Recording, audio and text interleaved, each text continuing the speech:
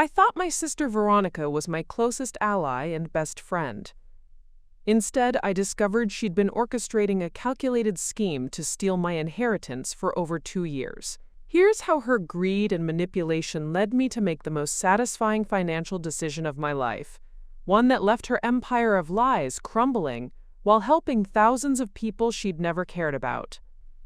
Before we jump back in, tell us where you're tuning in from, and if this story touches you, make sure you're subscribed, because tomorrow I've saved something extra special for you. The morning sun streamed through the floor-to-ceiling windows of my downtown Millhaven apartment as I sipped my coffee and reviewed the quarterly trust fund statement that had arrived in yesterday's mail. $670,000. The number still felt surreal, even though I'd been the beneficiary for 3 years now since turning 25. My grandfather, Harrison Whitmore, had been a brilliant real estate developer who'd built half of Millhaven's historic district before his death when I was 22. His final gift to me, this trust fund, was meant to secure my future and honor the Whitmore family legacy of philanthropy and responsible wealth management. I'd always been careful with the money, using only small portions for my graduate degree in social work and my modest lifestyle. The bulk remained untouched, growing steadily through conservative investments managed by the law firm of Pemberton and Associates. Unlike many trust fund recipients, I'd never felt entitled to lavish spending sprees or luxury vacations. Grandfather Harrison had raised me with strong values about money being a tool for positive impact, not personal indulgence. My phone buzzed against the marble countertop, displaying my sister's name, Veronica Ashford. She'd kept our father's surname after our parents' divorce, while I'd chosen to honor our maternal grandfather's legacy by taking the Whitmore name when I turned 18. At 32, Veronica was 7 years older than me and had always been the ambitious one. The sister who dreamed big, took risks, and commanded attention wherever she went. "Morning, V," I answered cheerfully, settling back into my cream-colored armchair overlooking the bustling streets of Millhaven's financial district. "Natalie, darling, I have the most incredible news," Veronica's voice practically bubbled through the speaker. Her enthusiasm was infectious. It always had been. Growing up, she'd been the sister who convinced me to sneak extra cookies before dinner, who taught me how to braid friendship bracelets, and who defended me from schoolyard bullies with fierce loyalty. "I'm calling an emergency family meeting for this afternoon.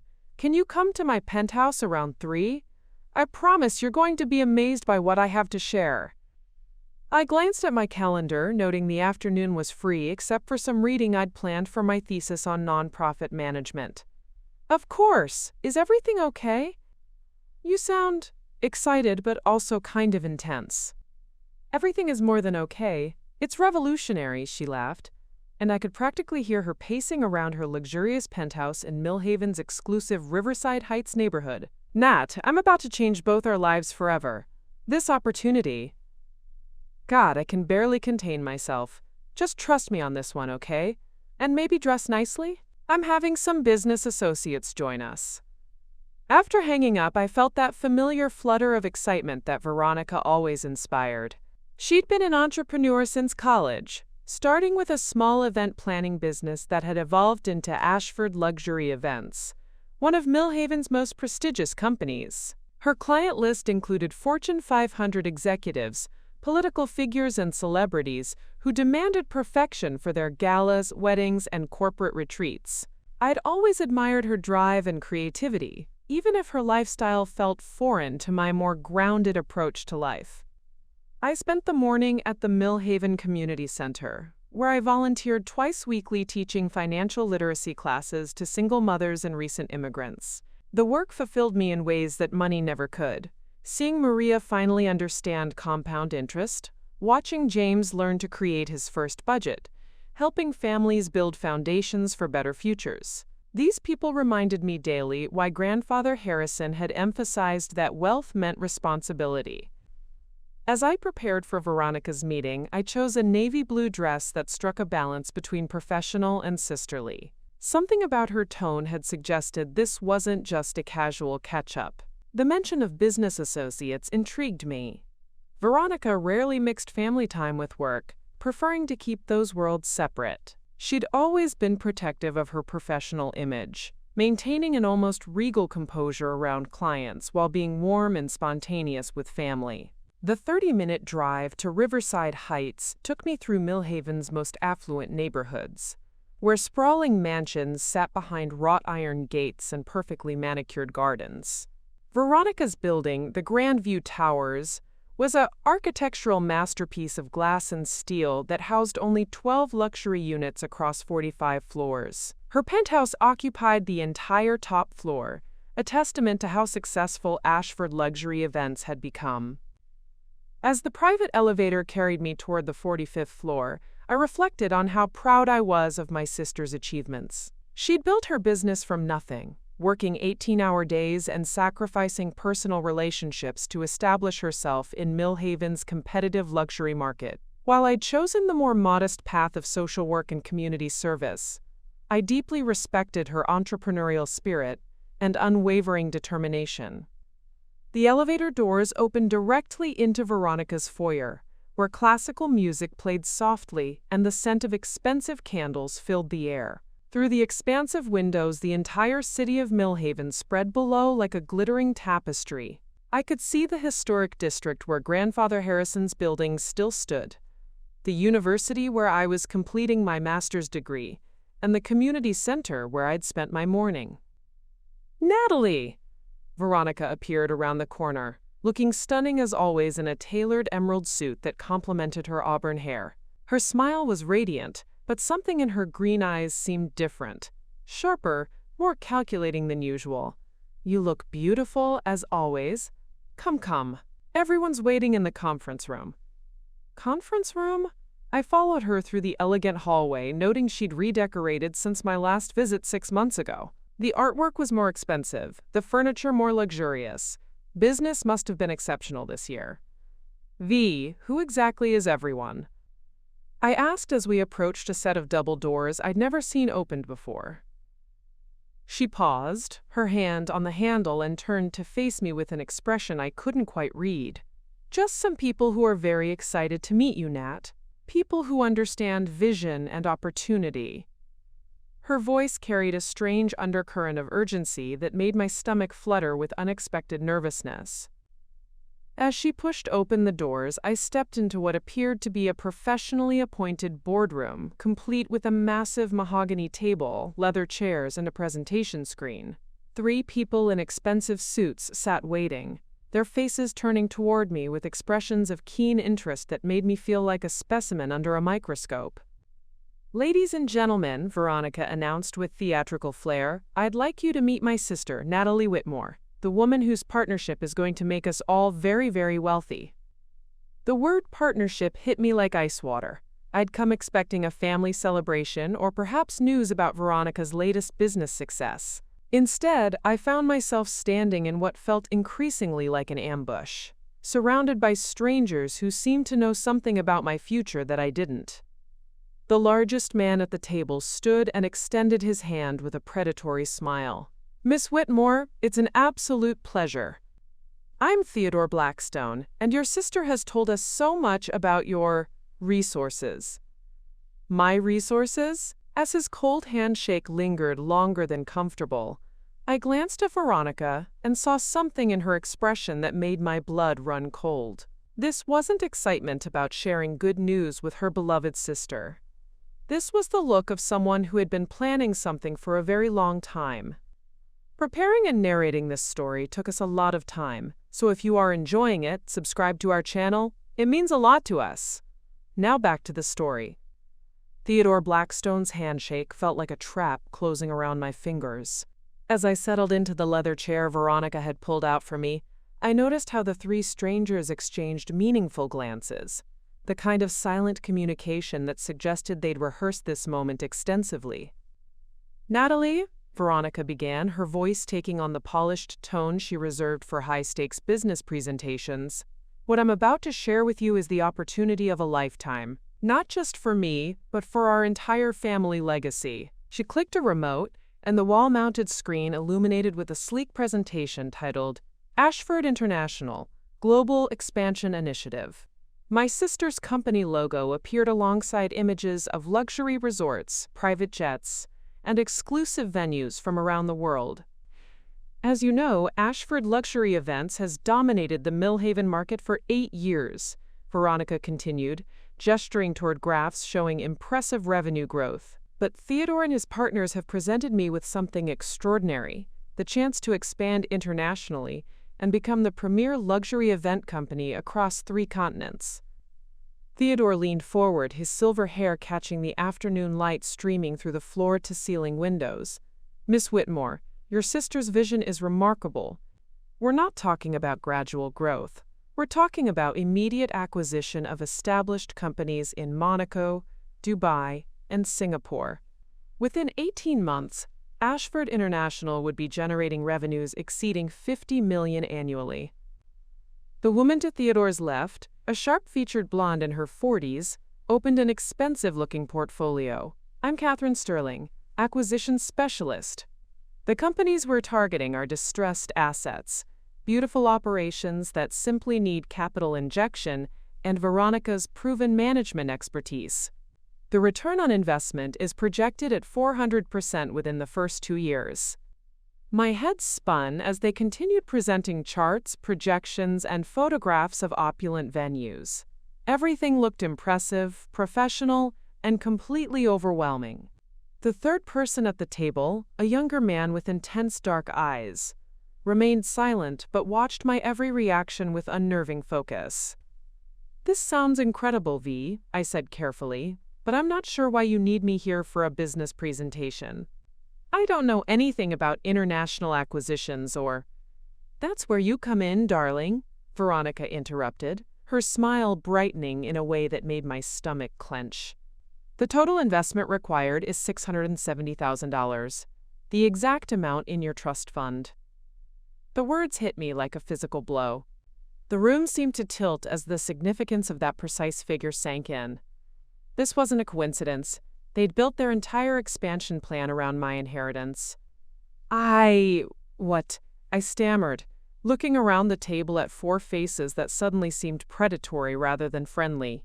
You want me to invest my trust fund in your business expansion? Not invest, Theodore corrected smoothly. Partner with us. You'd become a full equity partner in Ashford International, sharing in all profits proportional to your contribution.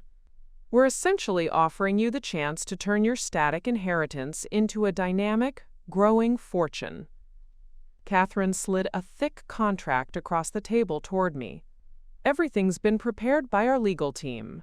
Standard partnership agreement with built-in protections for your interests.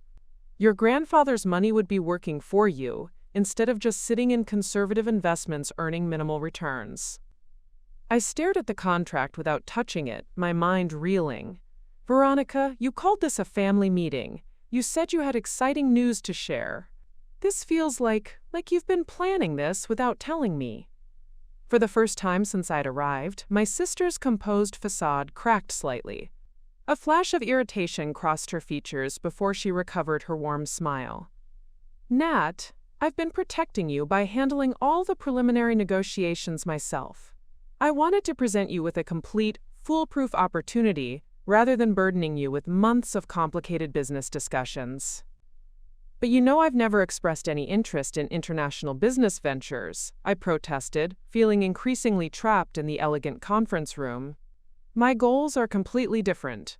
I want to use grandfather's money for nonprofit work, community development, maybe starting a foundation someday. The silent man finally spoke, his voice carrying a slight accent I couldn't place. Miss Whitmore, I'm Victor Kozlov, financial strategist. With respect, charitable giving is admirable, but it's not wealth building. Your grandfather was a businessman. He understood that money must work to create more money. This opportunity honors his legacy far better than giving it away to strangers. Something about his tone, the dismissive way he said giving it away to strangers, triggered a defensive anger in my chest. Those strangers are families in need, immigrants building new lives, single mothers trying to create stability for their children. That's exactly the kind of work grandfather believed in. Of course, Theodore interjected quickly, shooting Victor a warning look. No one's dismissing your charitable impulses, Miss Whitmore, but consider this. As a partner in Ashford International, your returns would allow you to donate far more to charity than you ever could with the principal amount. Instead of giving away $670,000 once, you could potentially donate millions over the next decade. Veronica reached across the table and took my hand, her touch warm but somehow calculating. Natalie, I've watched you volunteer at that community center, teaching people about money management while your own inheritance sits unused. This is your chance to actually make a difference, not just for a few dozen families in Millhaven, but for our family's future generations. I looked into my sister's green eyes, the same eyes that had comforted me through childhood nightmares, celebrated my college graduation, and wiped my tears when our grandmother passed away 3 years ago. But something fundamental had changed. The warmth I'd always seen there was still present, but underneath it lurked something cold and determined that I'd never noticed before. I need time to think about this, I said, pulling my hand free from hers. This is my grandfather's legacy, and I can't make a decision this significant in one afternoon. Time is unfortunately a luxury we don't have, Catherine said crisply, checking her expensive watch. The acquisition windows close at the end of this week. These distressed properties won't remain available indefinitely. Other investors are circling. Victor nodded gravely. In international markets, opportunities like this appear and disappear within days.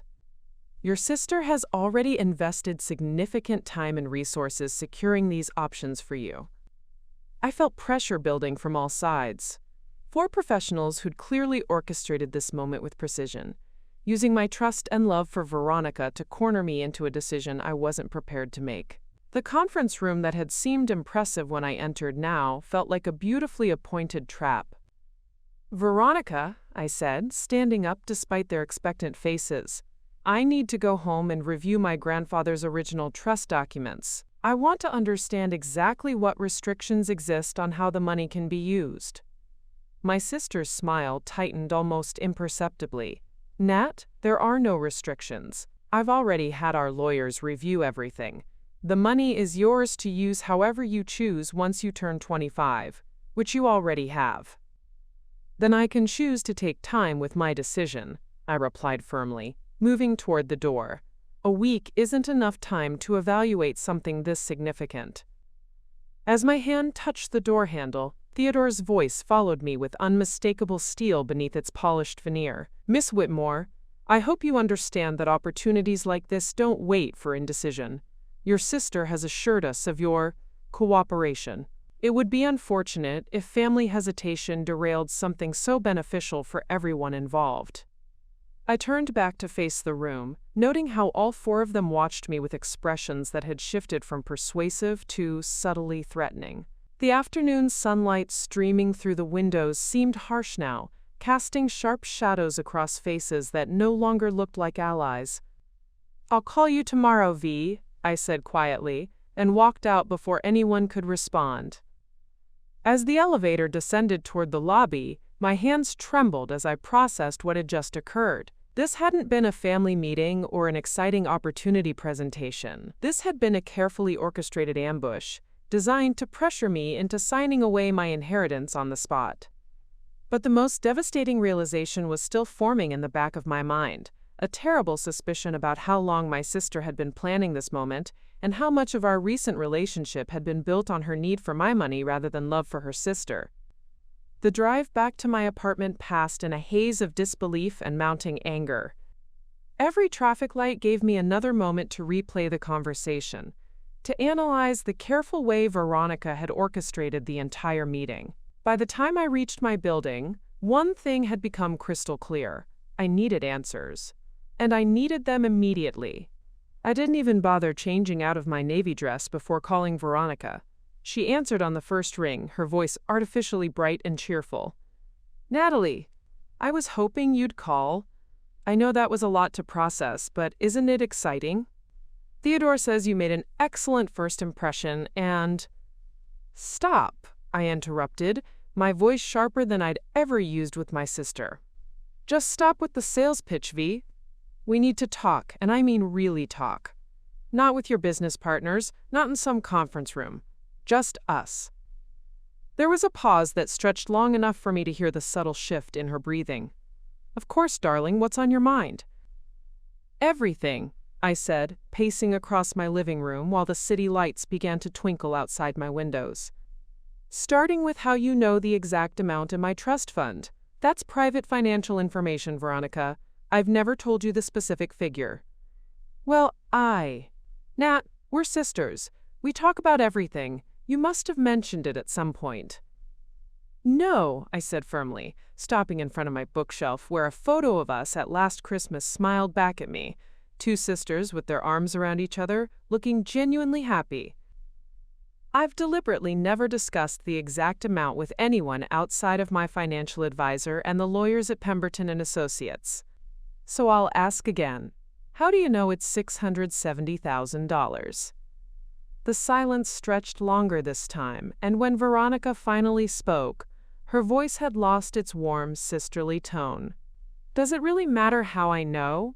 The important thing is that we have an incredible opportunity here, and it matters because it means you've been researching my finances behind my back," I said, my anger building with each word.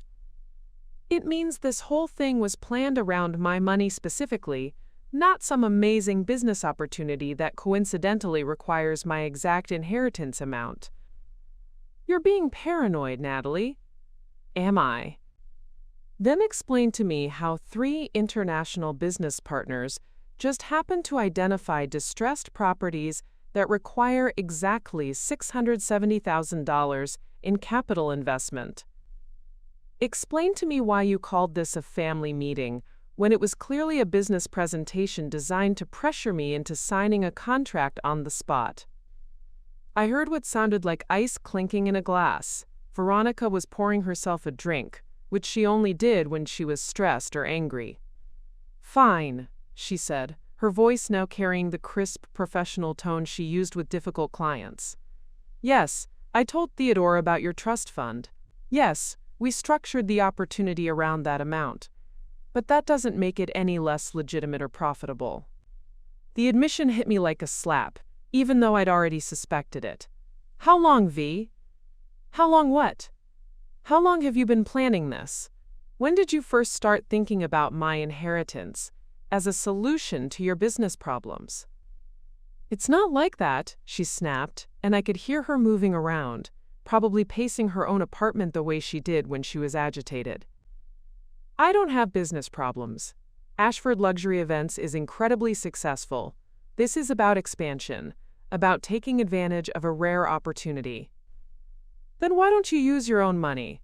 Why don't you get a business loan like any other entrepreneur?" The question hung in the air for nearly 30 seconds before she answered.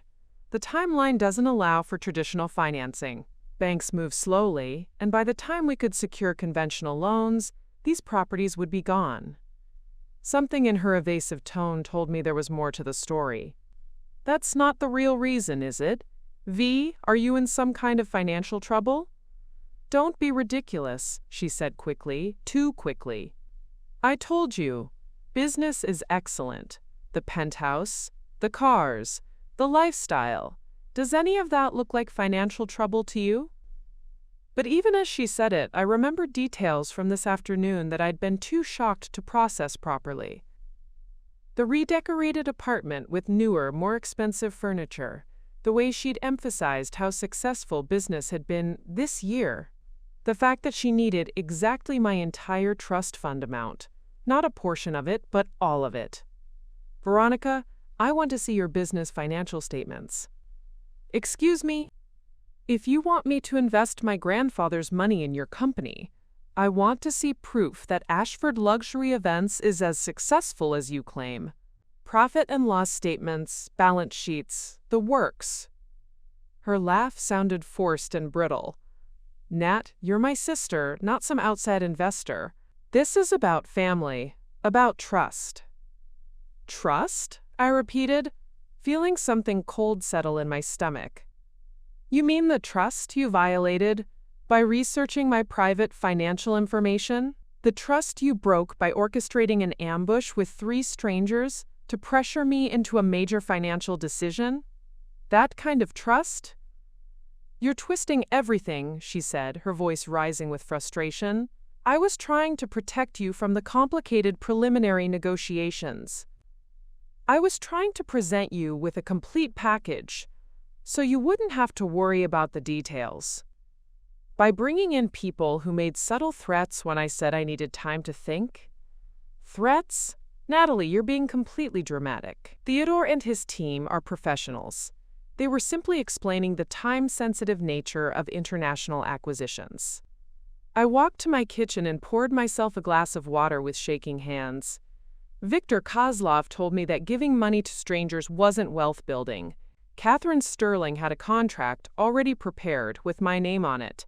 Theodore said it would be, quote, unfortunate if family hesitation derailed something beneficial for everyone involved. How is any of that not pressure? You're taking everything out of context, Veronica said, but I could hear the defensive edge creeping into her voice. These are legitimate business professionals who've invested significant time and resources into this opportunity. Of course they're concerned about timing. Resources like what? What exactly have they invested in this deal, V? Another long pause. Various preliminary costs. Legal fees, due diligence, travel expenses for property inspections. How much? I don't see how that's relevant to. How much of your own money have you already spent on this deal? I pressed, sensing I was getting close to something important. Natalie, you're interrogating me like I'm some kind of criminal instead of your sister who's trying to help you build wealth. I'm asking reasonable questions that any investor would ask before committing $670,000 to a business venture. The fact that you're avoiding them is telling me everything I need to know. I heard her take a deep breath, and when she spoke again, her voice had shifted to the pleading tone she'd used as a child when she wanted something from our parents. Nat, we've been sisters for 25 years. I've always looked out for you, always protected you. When kids at school bullied you, who stood up for them? When you were scared about starting college, who spent hours helping you prepare? When grandfather died and you were devastated, who held you while you cried? The emotional manipulation was so obvious that it made me feel sick. Don't you dare use our childhood to justify whatever game you're playing now. It's not a game, she exploded, her composure finally cracking completely. This is real life, Natalie. This is about building something significant, instead of wasting grandfather's legacy on feel-good charity work that won't make any lasting difference. The mask was slipping now, revealing something ugly underneath. Feel-good charity work? Is that what you think I do at the community center? I think you're naive, she said, her voice turning cold and cutting. I think you're content to play with pocket change while real opportunities pass you by. Grandfather was a businessman, not a social worker. He built that trust fund through investment and growth, not by giving money away to people who'll probably waste it anyway. Her words hit me like ice water. This was my sister, the woman who'd taught me to braid friendship bracelets, who'd defended me from bullies, who'd supposedly loved and supported me my entire life. But the person speaking now sounded like a stranger, someone who held my values and my work in complete contempt. I think this conversation is over, I said quietly. Natalie, wait, I didn't mean. Yes, you did, you meant every word.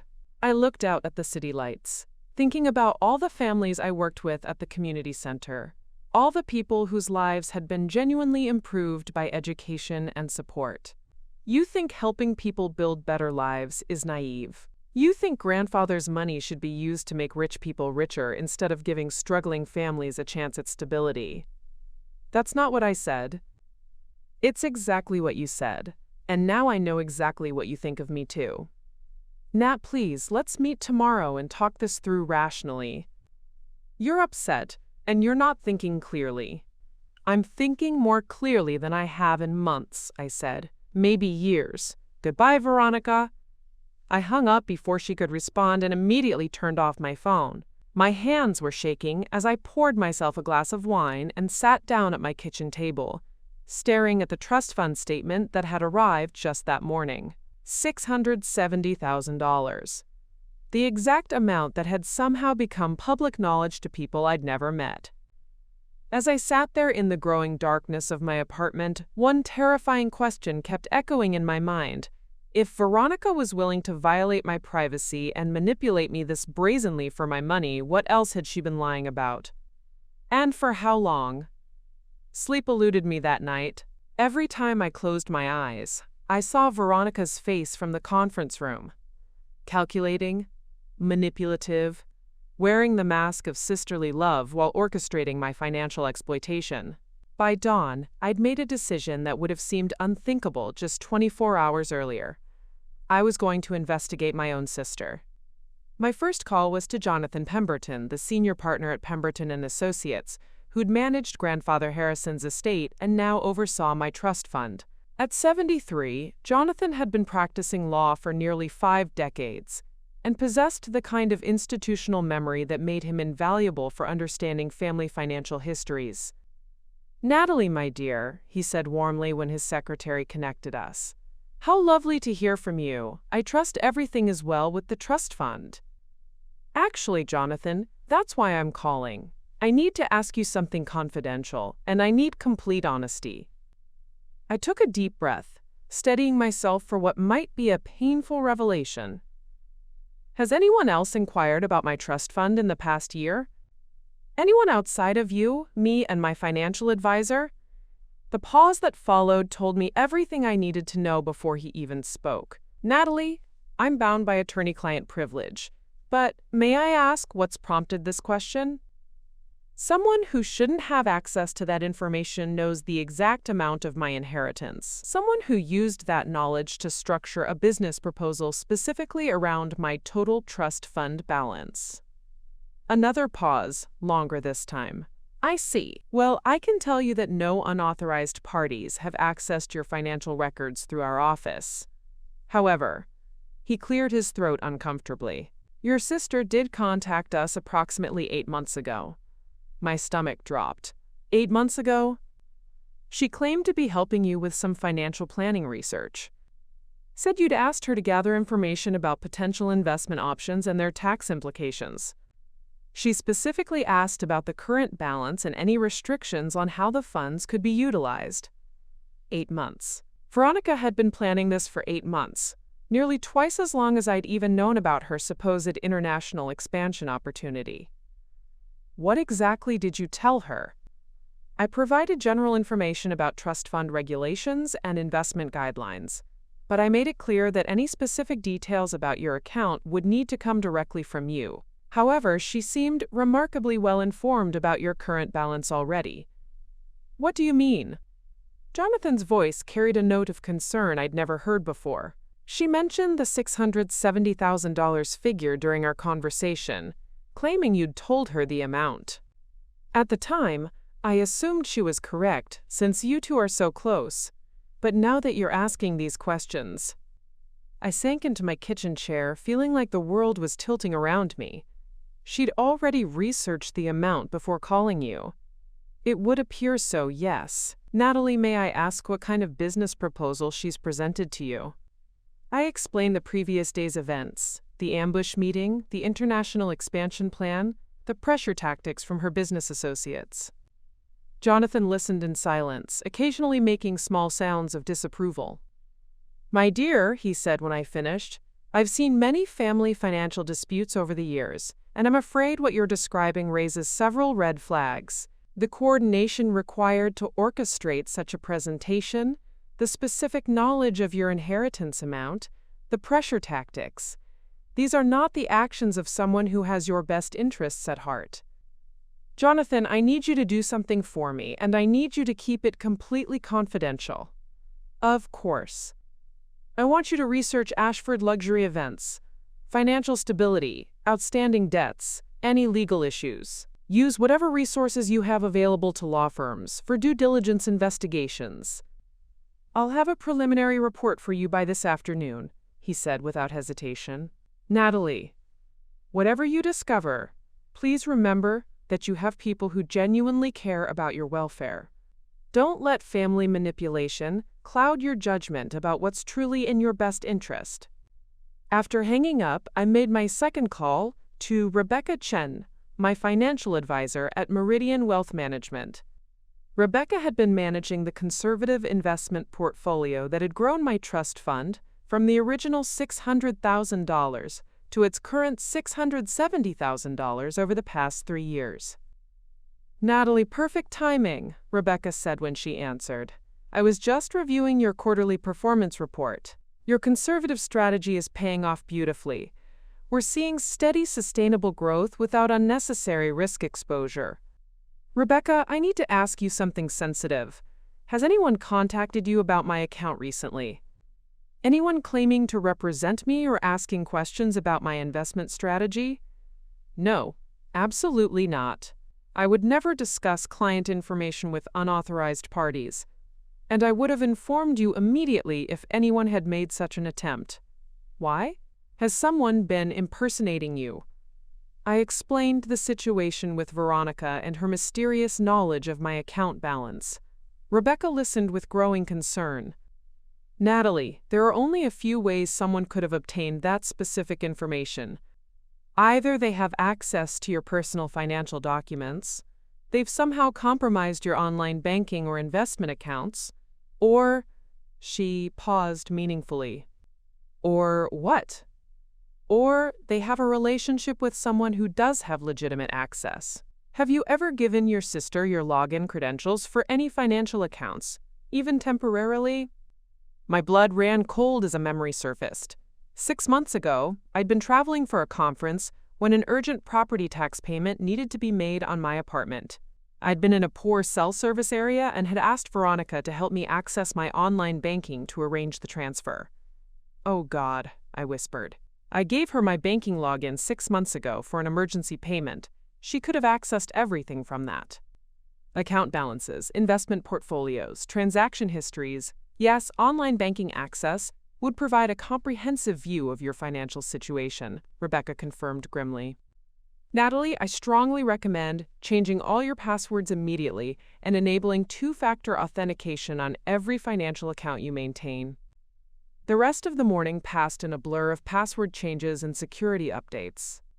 But the most devastating realization was still forming. Veronica hadn't just casually discovered my inheritance amount or happened upon a business opportunity that coincidentally matched my resources. She had deliberately violated my privacy, researched my finances, and spent months planning how to extract my grandfather's money for her own purposes. At 3 o'clock, Jonathan called back with information that shattered what remained of my faith in my sister's integrity. "Natalie, I'm afraid the news about Ashford Luxury Events is quite concerning," he began, without preamble. "The company is in significant financial distress. They've defaulted on several major vendor payments. There are 3 active lawsuits from unpaid contractors, and they have an outstanding commercial loan of $340,000 that's currently in violation of its terms." I felt physically sick. How bad is it? Bad enough that bankruptcy proceedings could be initiated within the next few months if they don't secure substantial capital injection. The luxury event industry took a significant hit during the economic uncertainties of the past few years, and it appears Ashford never fully recovered. So this international expansion opportunity is almost certainly a fabrication designed to make her financial desperation appear like a growth opportunity. Natalie, distressed companies rarely have the resources or credibility to pursue international acquisitions. What she's likely facing is the complete collapse of her business, unless she can find immediate funding. The pieces were falling into place with sickening clarity. Veronica's increasingly expensive lifestyle, the redecorated penthouse, the emphasis on how successful this year had been. All of it had been an elaborate facade to hide her company's financial collapse. "There's one more thing," Jonathan continued quietly. "I took the liberty of researching her business associates from yesterday's meeting. Theodore Blackstone has been involved in several questionable investment schemes over the past decade. Catherine Sterling was actually disbarred in Nevada 3 years ago for client fund misappropriation. As for Viktor Kozlov, There's no record of him being licensed as a financial advisor in any state. I gripped the phone with shaking hands. You're telling me she brought fraudsters to pressure me into giving her my inheritance? I'm telling you that the people who were in that room yesterday are not legitimate business professionals. They're individuals with histories of financial misconduct who specialize in high-pressure investment schemes. The room seemed to spin around me as the full scope of Veronica's betrayal became clear. This wasn't just a sister asking for help with a business opportunity. This was an elaborate con game, orchestrated over months, designed to steal my grandfather's legacy using a combination of family manipulation and outright fraud. Jonathan, I said, my voice barely steady, I need you to freeze my trust fund account immediately. I want additional security measures put in place that require your personal authorization for any disbursements. Consider it done. Natalie, I'm so sorry you're facing this situation. Family financial betrayal is among the most painful experiences a person can endure. As I hung up the phone, I stared out at Millhaven's skyline, thinking about the woman who had raised me as much as our parents had, who had been my closest confidant and dearest friend for my entire life. That woman had been systematically planning to rob me for 8 months while smiling to my face and playing the role of loving sister. But perhaps the most devastating realization was that I still didn't know the complete truth. If Veronica was willing to collaborate with convicted fraudsters to steal my inheritance, what other lies had she told me? How much of our relationship had been genuine, and how much had been calculated manipulation designed to position her for this ultimate betrayal? I was about to find out, and I suspected the answers would be even more painful than what I had already discovered. The knowledge of Veronica's systematic betrayal sat in my chest like a physical weight, making it difficult to breathe, impossible to concentrate on anything else. I spent Thursday evening pacing my apartment, alternating between fury and heartbreak as I processed the magnitude of what my sister had done. But by Friday morning, something had crystallized within me, a cold, determined resolve that surprised me with its intensity. I would not be a victim.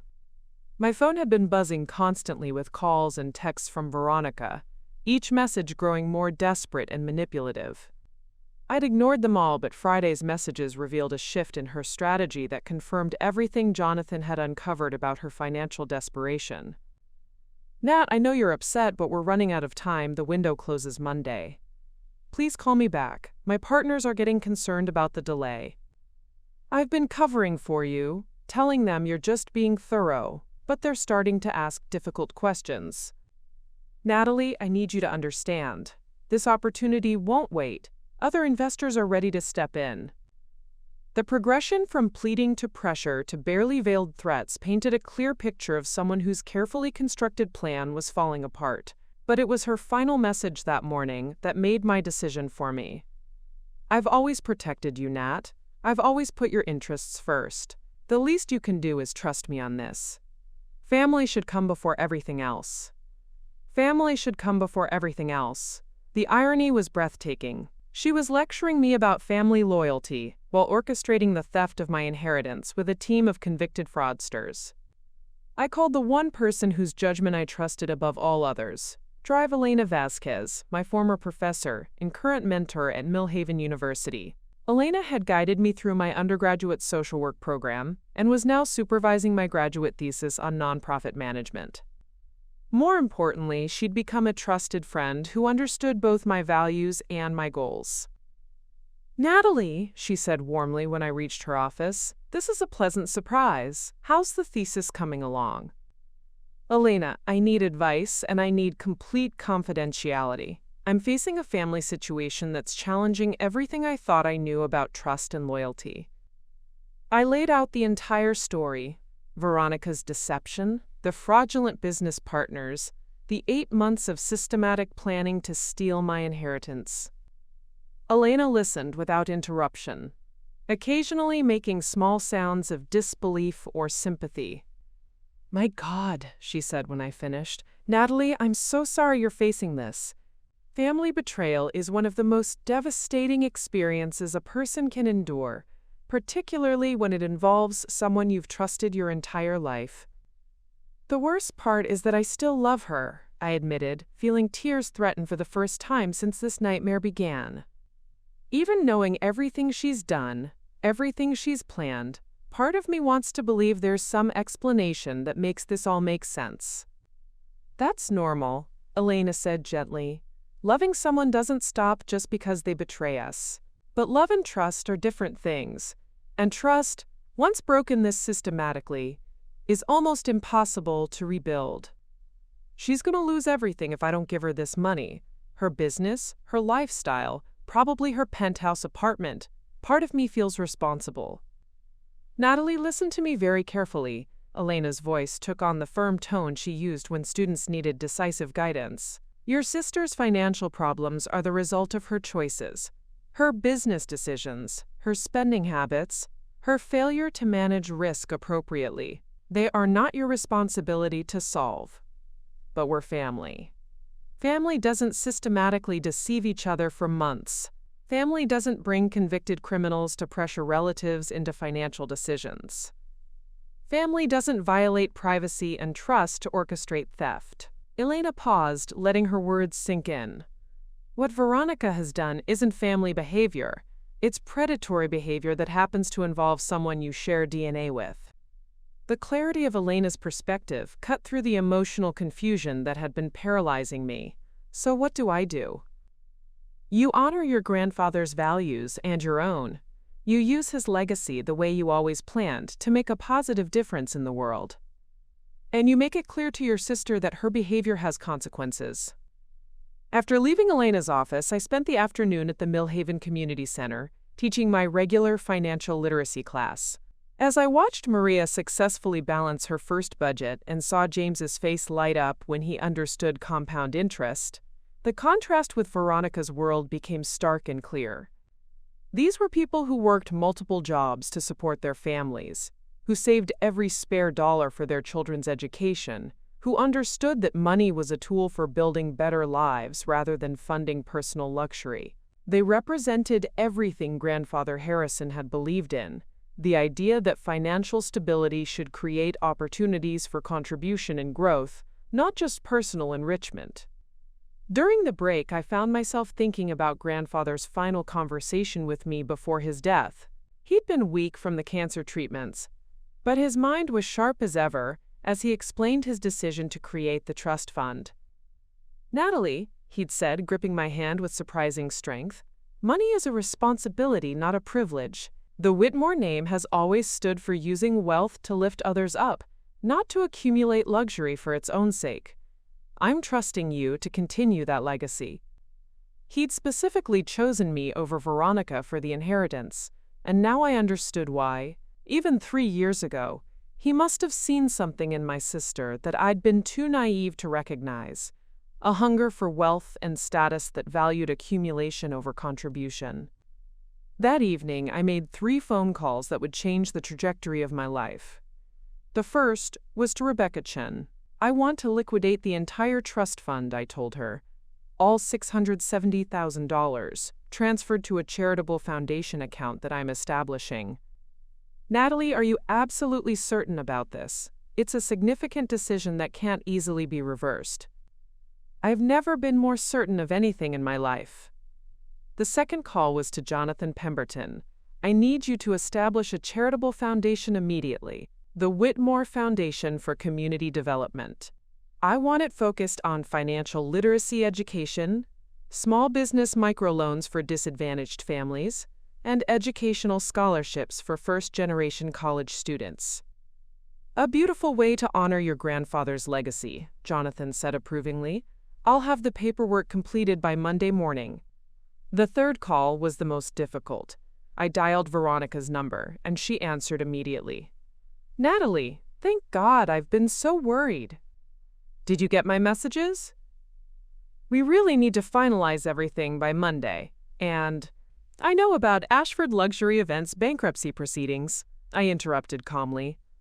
I know about Theodore Blackstone's investment fraud history, Catherine Sterling's disbarment, and Victor Kozlov's complete lack of financial credentials. I know you've been planning this theft for 8 months, ever since you violated my privacy to research my trust fund balance. The silence on the other end stretched so long I wondered if she'd hung up. "Nat," she finally said, her voice small and uncertain, "I can explain everything.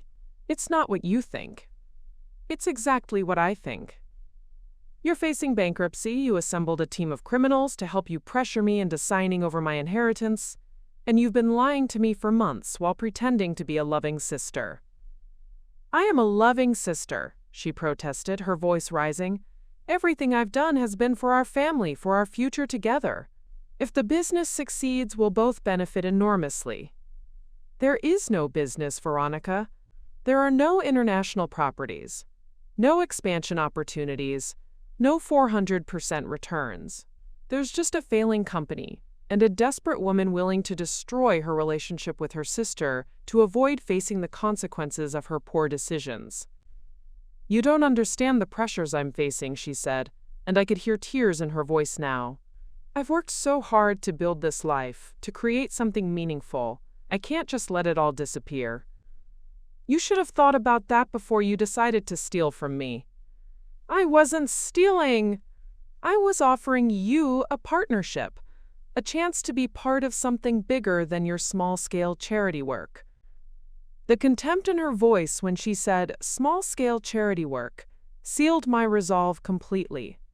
"Veronica, I want you to listen very carefully because this is the only time I'm going to say this. I will not be giving you any money, not for your fake business venture, not to save your company, not for any reason. The trust fund money is being transferred to a charitable foundation where it will actually help people instead of funding your lifestyle." "You can't do that," she screamed, her composure finally shattering completely. "That money belongs to our family. Grandfather would never have wanted you to give it away to strangers."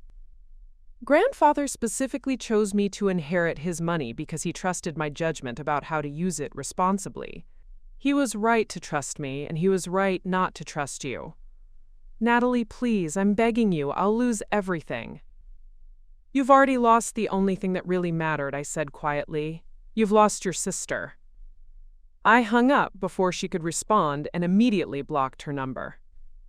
As I sat in my apartment that night, looking out at the city lights and thinking about the foundation I would build with grandfather's money, I felt something I hadn't experienced in days: peace.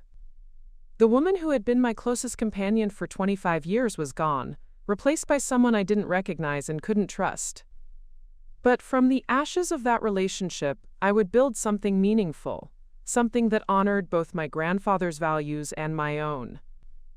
Monday morning couldn't come soon enough. Monday morning arrived with the crisp efficiency I'd hoped for. By 10 a.m., Jonathan had the Whitmore Foundation paperwork completed and filed with the state.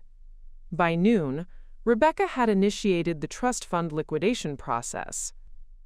By 2 p.m., $670,000 was sitting in the foundation's charitable account, officially beyond Veronica's reach forever. But as I sat in Jonathan's mahogany-paneled office, reviewing the foundation documents, he raised a concern that I hadn't fully considered. "Natalie, while your sister can no longer access these funds, her business associates might not simply accept defeat. People like Theodore Blackstone don't typically invest months of effort into a scheme only to walk away empty-handed when it fails." A chill ran down my spine. "What do you mean?" "I mean that desperate people sometimes resort to desperate measures. I'd recommend documenting everything about their attempted fraud, and I'd strongly suggest informing the authorities about what's transpired." The suggestion of involving law enforcement hadn't occurred to me. I'd been so focused on protecting my inheritance and cutting ties with Veronica that I hadn't considered the broader implications of what she and her associates had attempted. "You think they've committed actual crimes?" Jonathan adjusted his glasses and pulled out a legal pad covered with notes. "Conspiracy to commit fraud, potentially wire fraud if any electronic communications were involved in the scheme, identity misrepresentation given Mr. Kozlov's false credentials. Yes, I believe several laws may have been broken." That afternoon, I found myself in the offices of the Millhaven Police Department's Financial Crimes Unit, speaking with Detective Raymond Torres, a soft-spoken man in his 50s who specialized in white-collar criminal investigations. "Ms. Whitmore," he said after I'd explained the situation, "what you're describing is a textbook affinity fraud scheme, criminals who exploit existing relationships and trust to perpetrate financial crimes. The family connection makes it particularly insidious." Detective Torres was thorough in his questioning, taking detailed notes about every aspect of Veronica's deception. When I mentioned Viktor Kozlov's false credentials, his eyebrows rose significantly. "We've been tracking Mr. Kozlov for 18 months, he revealed. He's suspected of involvement in at least 3 similar schemes targeting elderly or vulnerable individuals with significant assets. If we can prove he was operating as an unlicensed financial advisor in your case, that's a felony charge." "What about my sister? Is she facing criminal charges too?" Detective Torres leaned back in his chair, his expression sympathetic but serious. "That depends on several factors. Her level of knowledge about her associates' criminal backgrounds, whether she received any compensation for facilitating access to you, the extent of her misrepresentations about the business opportunity. All of these elements will determine the charges." He handed me a card with his direct number. "I'll need you to preserve any communications you've had with your sister or her associates. Text messages, emails, voicemails, everything could be evidence. We'll also want to examine any documents they provided during your meeting." Leaving the police station, I felt a strange mixture of relief and sadness. Relief that authorities were taking the situation seriously, sadness that my sister's betrayal would now become a matter of public record and potential criminal prosecution. My phone had been silent since I'd blocked Veronica's number, but that evening I discovered she'd found alternative methods of contact. My building's doorman called to inform me that a woman claiming to be my sister was demanding to see me, becoming increasingly agitated when told I wasn't receiving visitors. "She's been here for over an hour, Marcus," the doorman explained. "She says it's a family emergency and that you'll want to see her. Should I call building security?" "Yes, please have security escort her from the property. And Marcus, she's not to be allowed back in the building under any circumstances." 20 minutes later, my apartment phone rang, the landline number that only family members had. "Natalie, please, you have to listen to me." Veronica's voice was frantic, desperate in a way I'd never heard before. "I don't know what you think you're accomplishing with this foundation nonsense, but you're making a terrible mistake."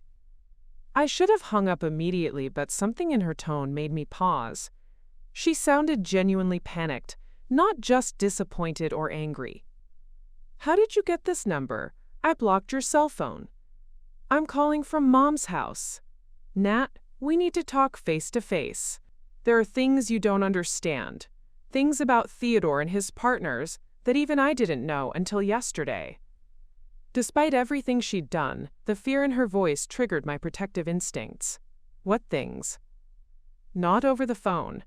Meet me somewhere public, somewhere safe. The coffee shop on 5th Street near the university." "Please, Natalie. I think I might be in danger." Every rational part of my mind screamed that this was another manipulation, another attempt to regain access to money that was now permanently beyond her reach. But the terror in Veronica's voice sounded genuine, and despite her betrayal, she was still my sister. "1 hour," I said against my better judgment. "And if this is another scheme, I'm calling the police."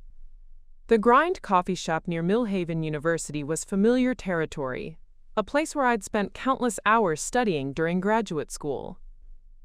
When I arrived, Veronica was already there, hunched over a corner table with her back to the wall. She looked terrible. Her normally perfect hair was disheveled, her makeup smeared, and her hands shook as she lifted her coffee cup. "Thank you for coming," she said as I sat down across from her. "I wasn't sure you would." "You have 15 minutes to explain why you think you're in danger, and then I'm leaving." She glanced nervously around the coffee shop before leaning forward to speak in a low voice. "Yesterday, after you hung up on me, I called Theodore to tell him the deal was off, that you'd refused the investment, and there was no way to change your mind." "And?" He didn't take it well. At first he was just angry, demanding to know why I couldn't convince you. But when I told him you'd liquidated the trust fund entirely, his whole demeanor changed. He became cold, calculating. I studied my sister's face, looking for signs of deception. The fear appeared genuine, but I'd been wrong about her honesty before. He said the partnership agreement I'd signed made me personally liable for a $50,000 preliminary investment that his group had supposedly made in the international properties. Money I never saw, Nat. Money that I'm starting to think never existed. My stomach clenched as I began to understand the scope of the trap Veronica had walked into. What kind of partnership agreement? I thought it was just a formality, something to make the opportunity look legitimate to you. But Theodore's lawyer, a different lawyer than Catherine Sterling, showed me clauses I swear weren't there when I originally signed. Personal guarantees, liability provisions, penalty clauses for failing to secure investor funding. Veronica, what exactly did you sign? Her hands trembled as she pulled out a folder of legal documents. I think I've been set up, Nat. I think Theodore and his people never intended to pursue any legitimate business opportunity. I think they identified me as someone desperate enough to recruit a wealthy family member, and when that fell through, they're planning to extract money from me through these fraudulent contract terms. I flipped through the documents, recognizing some of the sophisticated legal language that would be almost impossible for a non-lawyer to fully understand. Have you shown these to an attorney? I can't afford an attorney. The business accounts are frozen because of the vendor lawsuits, and I've been using credit cards to cover basic expenses for weeks. The irony was devastating. Veronica's attempt to steal my inheritance to save her failing business had instead delivered her into the hands of professional criminals who were now positioned to extract whatever assets she had left. There's something else, she continued, her voice barely audible. Victor came to my apartment last night, not to discuss business, to deliver a message. He said Theodore's investors don't tolerate disappointment, and that I need to find alternative methods of fulfilling my obligations. Alternative methods? He suggested that family members sometimes have insurance policies, investment accounts, or other assets that could be liquidated to satisfy business debts. He specifically asked about your apartment, your car, anything valuable that might be accessible. Ice water seemed to flood my veins as I realized what she was telling me. They want you to steal from me directly. Or worse, she whispered. Victor made it very clear that their patience is limited, and that people who disappoint Theodore's organization sometimes experience unfortunate accidents. I sat back in my chair, processing the magnitude of what my sister had stumbled into. Her attempt to defraud me had led her into the web of genuine criminals who now viewed her as either an asset or a liability.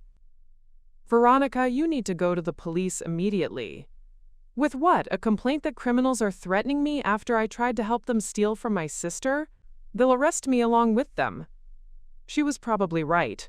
Her own culpability in the initial fraud attempt would complicate any criminal complaint she might file. What do you want from me? I asked, though I dreaded the answer. I want you to help me figure out how to get away from these people without ending up dead or in prison.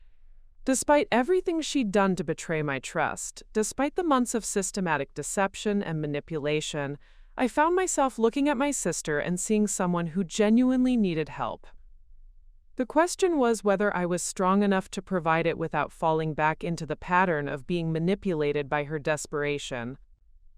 Against every instinct screaming at me to walk away, I found myself agreeing to help Veronica navigate the dangerous situation she'd created. Not because I trusted her, that bridge had been permanently burned, but because allowing criminals to potentially harm my sister, regardless of her betrayal, violated everything I believed about human decency. We're going to do this my way, I told her as we sat in the coffee shop, her frightened eyes meeting mine across the small table. Complete honesty from here forward. No manipulation, no half-truths, no emotional appeals. If you lie to me even once, I'm walking away, and you can deal with Theodore and his criminals alone. She nodded frantically. Anything. I'll tell you everything. First, I want to see every document you signed, every communication you've had with these people, every financial record related to this scheme. Second, we're going to Detective Torres together, and you're going to cooperate fully with the police investigation. Third, you're going to follow security protocols I establish to keep both of us safe while this gets resolved.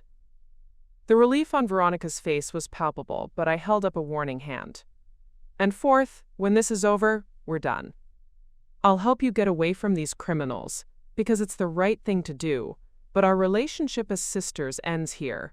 You've destroyed any possibility of trust between us. Her face crumpled at my final condition, but she nodded through her tears. I understand. I know I've lost you forever, and I know I deserve it.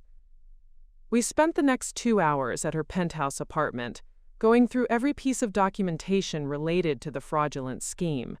What I discovered was even more disturbing than I'd anticipated.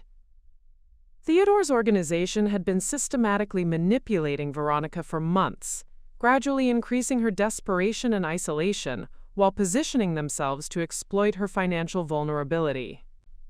The initial contact had come through what appeared to be a legitimate business networking event 9 months earlier, just 1 month before Veronica had first researched my trust fund information.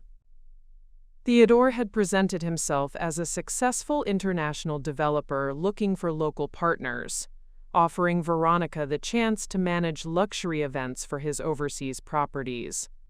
He was so charming, she explained as we reviewed the early emails. He took me to expensive dinners, introduced me to other supposedly successful business people, made me feel like I was being welcomed into an exclusive circle of international entrepreneurs. The progression was textbook manipulation. Theodore had gradually learned about Veronica's financial struggles, her lifestyle expenses, her desperate need to maintain her image of success. He'd offered small contracts for events that never quite materialized, always with plausible explanations for delays. Meanwhile, he'd been gathering information about her family connections, particularly focusing on my inheritance. When did he first mention my trust fund? I asked, though the timeline was becoming depressingly clear. About 6 months ago. He was asking about my family background, and I mentioned that you'd inherited money from grandfather. He seemed very interested in family wealth management strategies. 6 months ago, exactly when she'd asked for my banking login during the property tax emergency. The timing was no coincidence. The partnership agreement she'd signed was a masterpiece of fraudulent legal manipulation. Buried within 30 pages of dense contract language were clauses that made her personally liable for opportunity costs if she failed to secure investor funding within specified timeframes. The penalties escalated rapidly, from the initial $50,000 to potentially hundreds of thousands of dollars if she couldn't deliver on her promises. Veronica, this document is designed to create impossible obligations, I said, reviewing the penalty clauses. No legitimate business partnership would include terms like these. I realize that now. But at the time, Theodore's lawyer explained everything so smoothly, made it sound like standard international business practices. I was so desperate to save my company that I didn't question it properly. As evening approached, my doorman called to inform me that 2 men were asking for me at the building entrance, claiming to be business associates with urgent information about an investment opportunity. Ms. Whitmore isn't receiving visitors, Marcus told them, following the security protocols I'd established earlier. If you'd like to leave a message, I can contact her. Through the building's security cameras, I watched Theodore Blackstone and Victor Kozlov standing in my lobby. Theodore appeared calm and professional, but Victor's body language radiated barely contained aggression as he paced back and forth. They found out where you live, Veronica whispered, her face pale as she watched the security feed. God, Nat, I'm so sorry. I never thought they'd come after you directly. I called Detective Torres immediately. The suspects in the fraud case I reported are currently at my building, attempting to gain access to my apartment. We're dispatching units now, he assured me. Do not engage with them under any circumstances. We've been building a case against Blackstone's organization, and this could provide the evidence we need for arrests." 20 minutes later, we watched through the security cameras as 2 police cars arrived at my building. Theodore and Victor were already gone, but Detective Torres and his partner came upstairs to speak with us. "Ms. Whitmore, we'd like your sister to come to the station tomorrow to provide a formal statement," Detective Torres said after reviewing the documents Veronica had brought. "These contracts are clearly fraudulent, and her testimony could help us dismantle this entire operation." "What about her safety?" I asked. "These people have made threats. We can arrange protective custody if necessary, but honestly, the best protection is getting these criminals arrested and charged. Once they're in jail, they can't threaten anyone." After the police left, Veronica and I sat in my living room as the city lights twinkled outside. The silence between us was heavy, with the weight of everything that had been destroyed: trust, love, family bonds that had taken 25 years to build and mere days to shatter. "I need to ask you something," I said finally, "and I need you to be completely honest. When you first contacted Theodore's people, when you started planning this scheme, did you ever consider that you were planning to steal from me?" She was quiet for a long time, staring at her hands. I told myself it wasn't stealing because I genuinely believed the business opportunity was real. I convinced myself that I was helping you make money, that we'd both benefit from the partnership. But deep down, you knew I would never agree to risk grandfather's money on international business ventures that I couldn't understand or control. "Yes," she whispered. "Deep down, I knew you'd say no if I approached you honestly. That's why I needed the presentation, the pressure, the professional-looking documents. I needed to create a situation where saying no would seem unreasonable." The admission hung between us like a knife. Even in her desperate situation, even facing potential criminal charges and physical threats, Veronica was finally acknowledging the premeditated nature of her betrayal. "There's one more thing I need to know," I continued. "The emergency with the property tax payment, when you asked for my banking login, was that real or was it part of the plan to access my financial information?" Her silence stretched so long that I thought she might not answer. When she finally spoke, her voice was barely audible. "The property tax was real, but I could have handled it other ways. I asked for your login because Theodore had been pressuring me to get more detailed information about your accounts. I saw the emergency as an opportunity to access what he needed without you becoming suspicious." The final piece of the puzzle clicked into place. There had been no moment when Veronica was an innocent victim who gradually got manipulated by criminals. From the very beginning, she had been a willing participant in planning to defraud me, using our sisterly bond as a weapon against my financial security. "I think I've heard enough," I said, standing up from the couch. "You can stay here tonight for safety, but tomorrow, after you give your statement to the police, you need to find somewhere else to go." "Natalie, I know I don't deserve forgiveness, but—" "You're right," I interrupted. "You don't deserve forgiveness. What you deserve is to face the consequences of your choices without dragging me down with you." As I headed toward my bedroom, my phone buzzed with a text from an unknown number. "Your sister has made promises she cannot keep. Perhaps we should discuss alternative arrangements. Key." Theodore Blackstone wasn't giving up. Despite the police involvement, despite the failed scheme, he was still pursuing some form of compensation for his time and effort. The confrontation was far from over, and I was beginning to realize that protecting myself and my foundation's assets might require more active measures than simply calling the police. The war Veronica had started was about to escalate, and I needed to be ready. Theodore's threatening text message was the catalyst I needed to stop playing defense and start playing offense. The next morning, while Veronica prepared for her statement at the police station, I assembled a team of professionals who would help me dismantle Theodore Blackstone's criminal organization systematically and permanently. My first call was to Amanda Richardson, a private investigator Elena had recommended during my graduate studies research on financial crimes against vulnerable populations. Amanda specialized in white-collar criminal investigations and had a reputation for uncovering evidence that even experienced detectives sometimes missed. "Ms. Whitmore," Amanda said when we met at her downtown office, "Detective Torres briefed me on your situation. What you're dealing with is more than just attempted fraud. This is organized criminal enterprise that's been operating in Millhaven for at least 2 years." She spread a collection of photographs and documents across her conference table. Theodore Blackstone isn't even his real name. He's actually Thomas Bradford, a convicted con artist who served 3 years in federal prison for securities fraud. He's been using false identities to rebuild his operation here. The photographs showed Theodore at various social events around the city, always impeccably dressed, always charming, wealthy-looking individuals at charity galas and business networking functions. His method is sophisticated, Amanda explained. He identifies financially vulnerable people with access to wealth, either their own assets or family money, and spends months building trust before presenting fraudulent investment opportunities. How many victims has he targeted? At least 12 that we've identified, possibly more. The amounts range from $50,000 to over $1 million. Your sister's case is unusual because the primary target, you, refused to engage. But it's also valuable because it gives us an inside witness to their entire operation.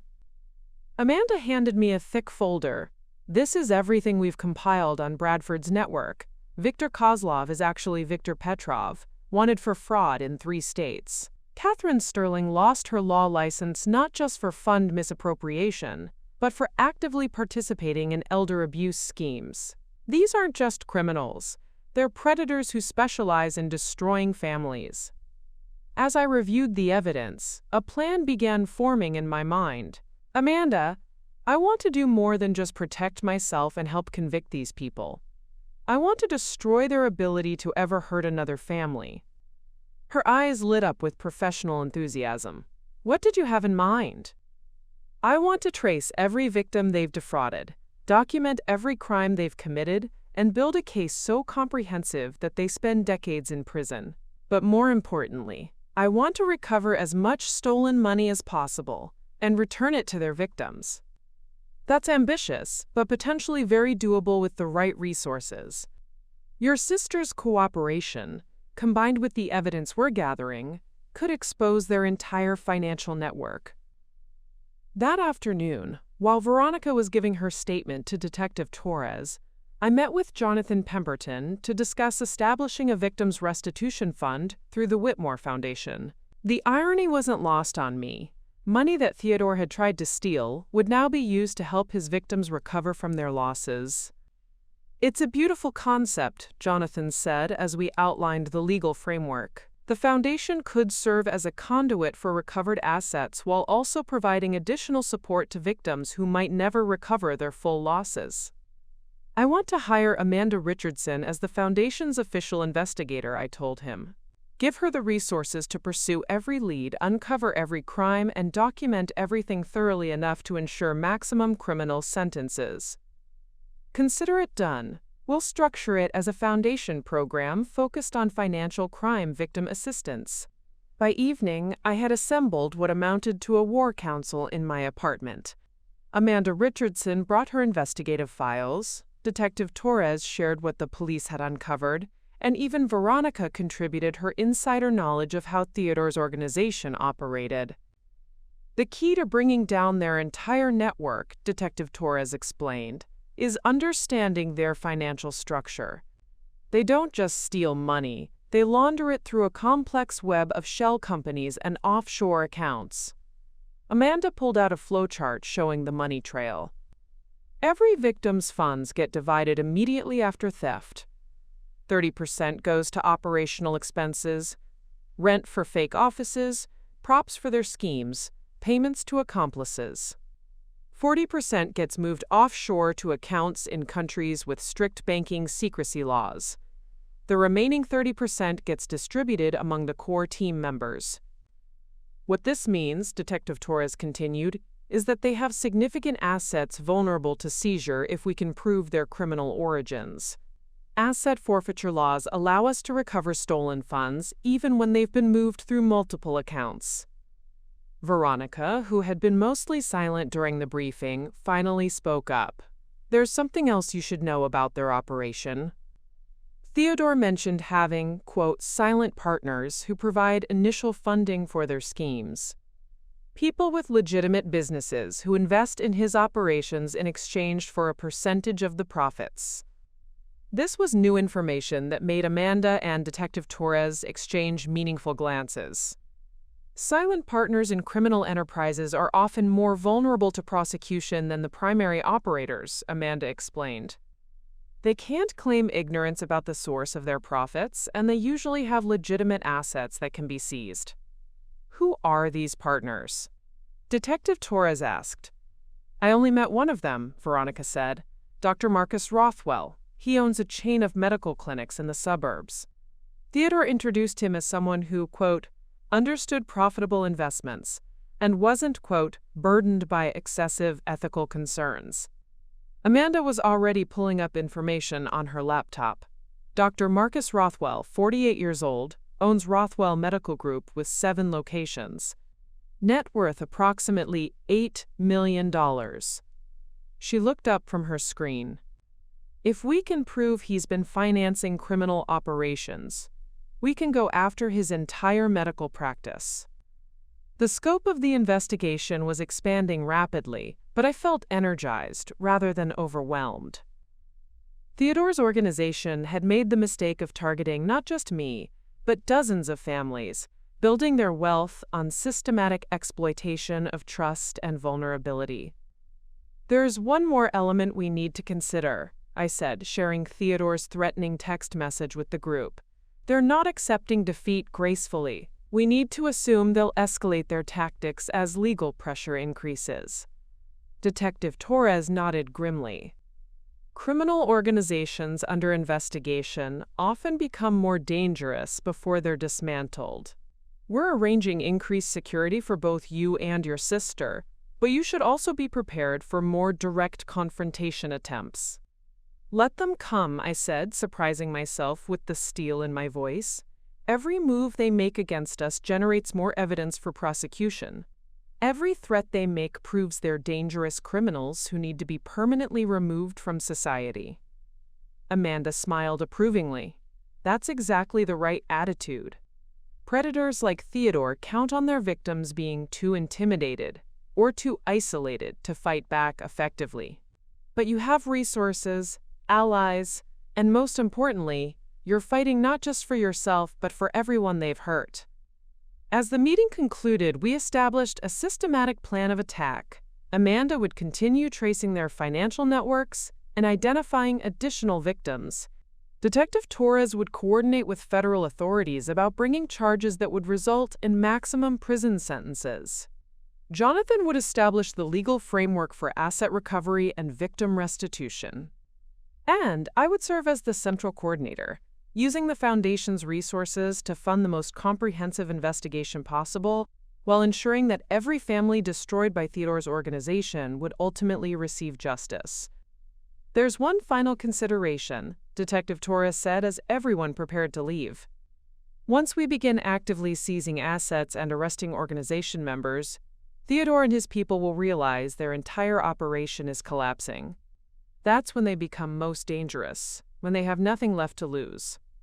Then we need to move fast and hit them hard, I replied. No half measures, no mercy, no opportunity for them to regroup or target new victims. As I watched my team of allies leave my apartment, I felt something I hadn't experienced since this nightmare began: genuine optimism.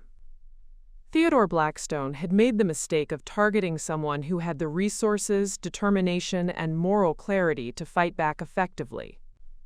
He was about to learn that some people, when pushed too far, don't just defend themselves. They go to war, and in this war I intended to be the last one standing.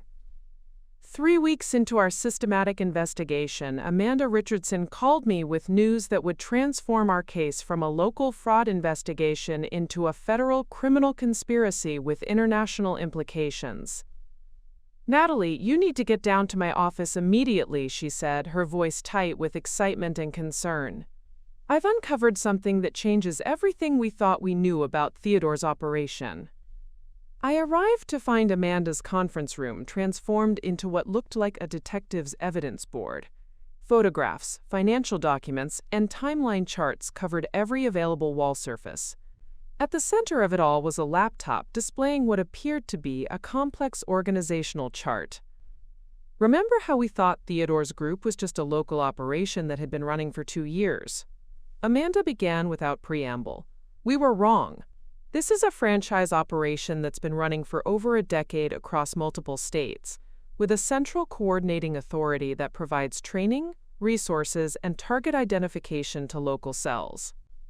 She clicked through a series of documents on her screen. The breakthrough came when I traced the shell company that owns Theodore's fake office space. The lease payments are made by something called Meridian Investment Consulting, which on the surface appears to be a legitimate financial planning firm based in Chicago. Appears to be? Meridian Investment Consulting is actually the headquarters for one of the most sophisticated affinity fraud networks in the country. They've perfected the art of identifying wealthy families with internal vulnerabilities, inheritance disputes, family business tensions, trust fund beneficiaries with limited financial experience, and they deploy local teams to exploit those vulnerabilities. Amanda pulled up a map showing red pins across multiple states. "We've identified similar operations in 12 major cities.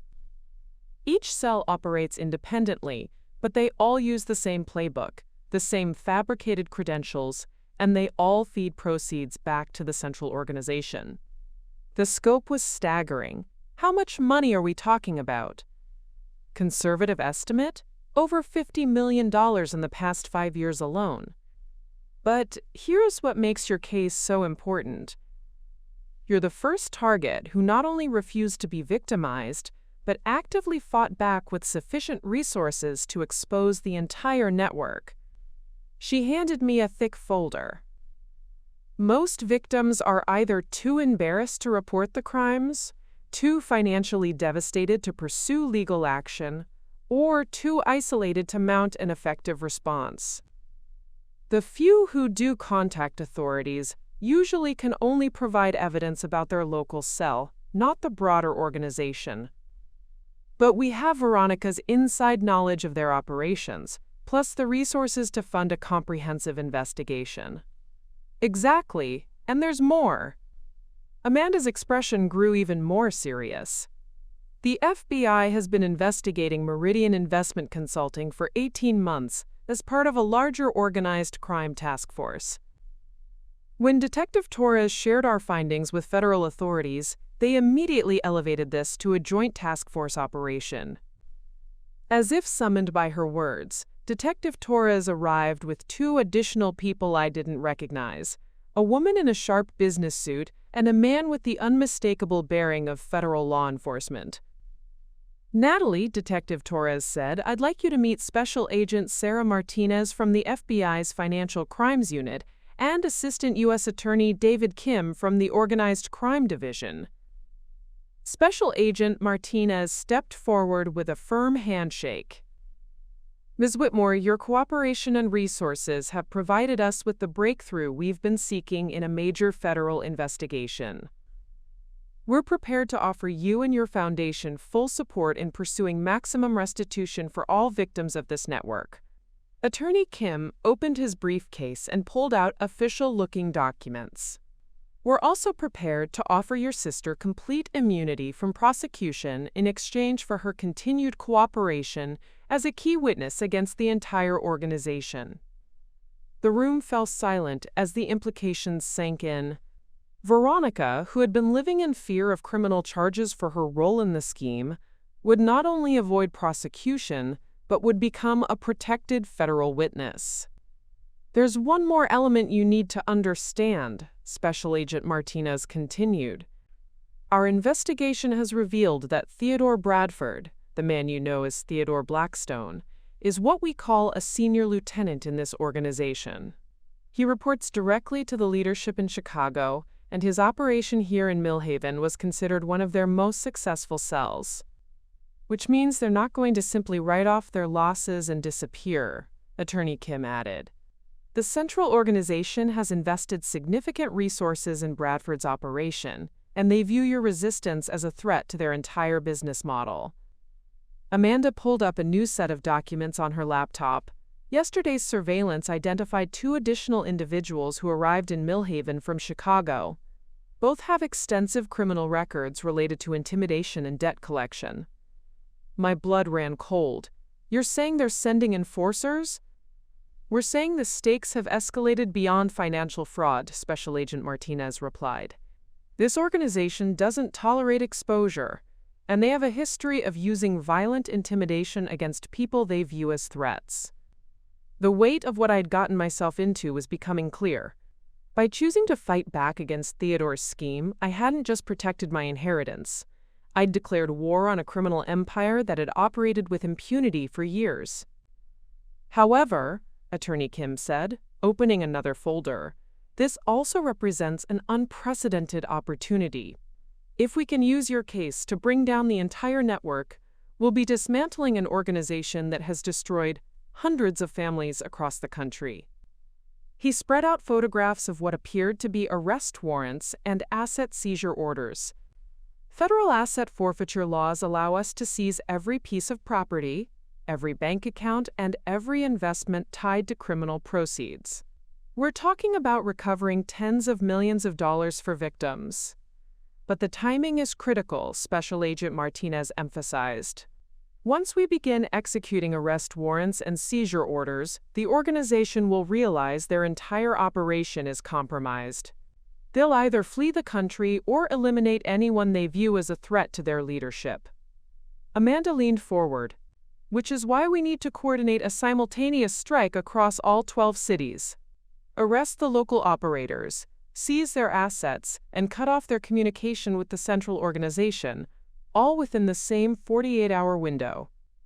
And that's where you come in, Attorney Kim said, looking directly at me. Your foundation's resources and your personal involvement have made this investigation possible. But completing it successfully will require your continued cooperation in what amounts to a federal sting operation. The room was quiet as I processed what they were asking. What exactly would that involve? Theodore Bradford and his team believe they still have a chance to extract money from you through intimidation or alternative schemes, Special Agent Martinez explained. We want to let them think that's possible while we gather final evidence of their criminal intent and identify all members of their network. You want me to become bait. We want you to become the key to justice for every family they've destroyed, Attorney Kim corrected.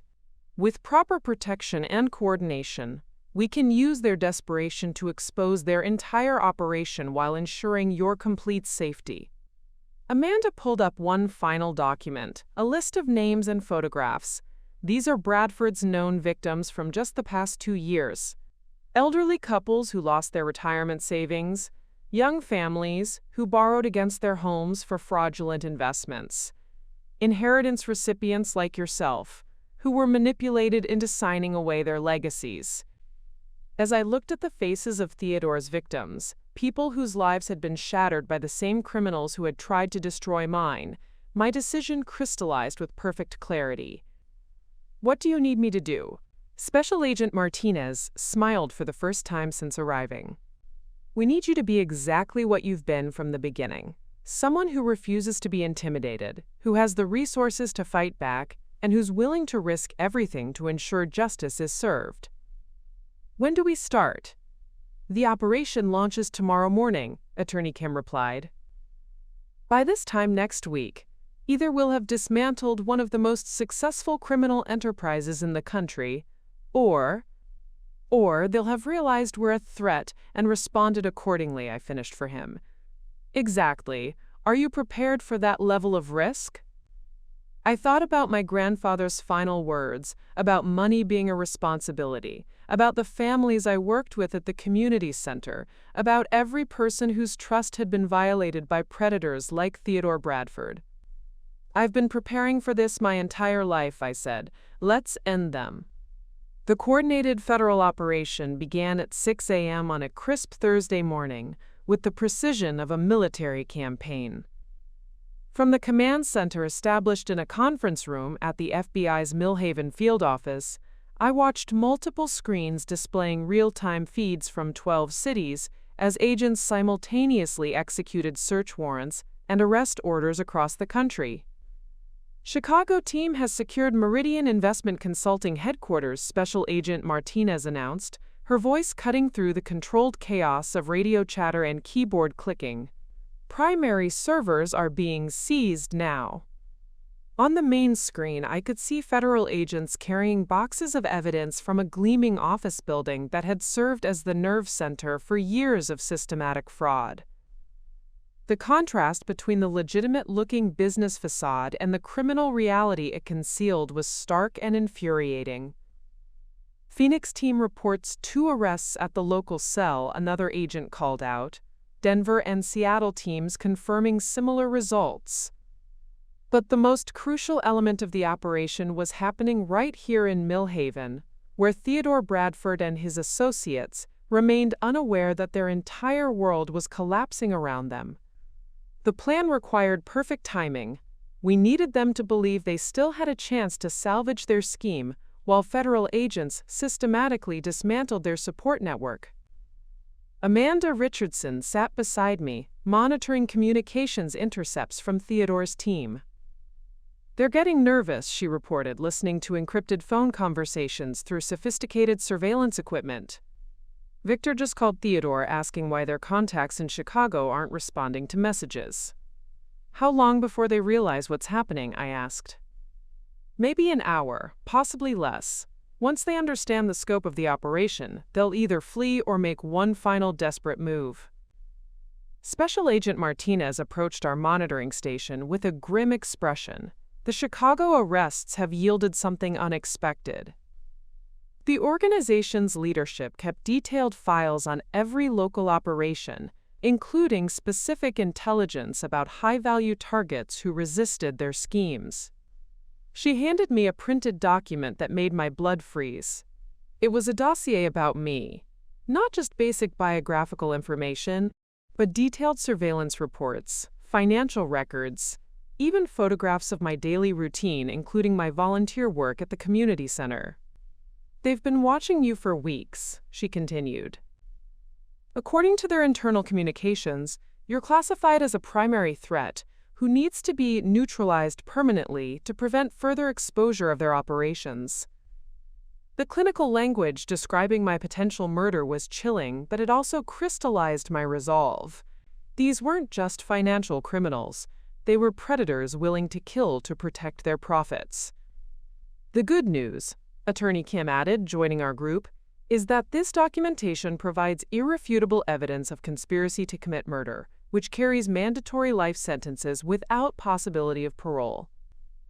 Across the command center, radio chatter intensified as teams in various cities reported successful seizures of assets, arrests of key personnel, and recovery of financial records that would trace stolen funds back to their sources. Veronica's testimony is proving invaluable, Detective Torres reported from his position coordinating local elements of the operation.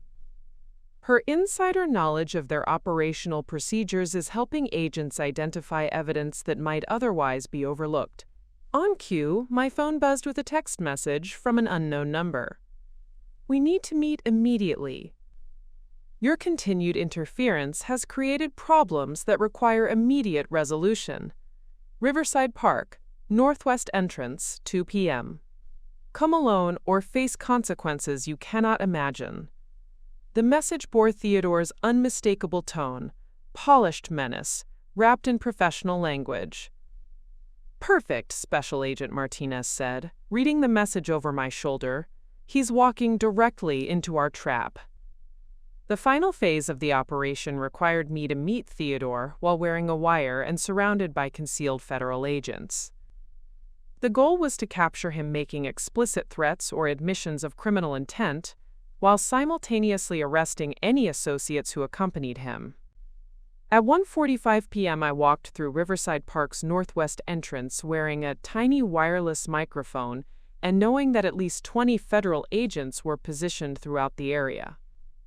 The autumn afternoon was crisp and clear, with families enjoying the beautiful weather, completely unaware that a major criminal operation was about to reach its climax in their peaceful park.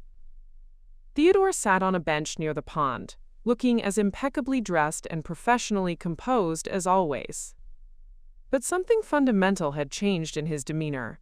The charming businessman facade was gone, replaced by something cold and calculating that made my skin crawl.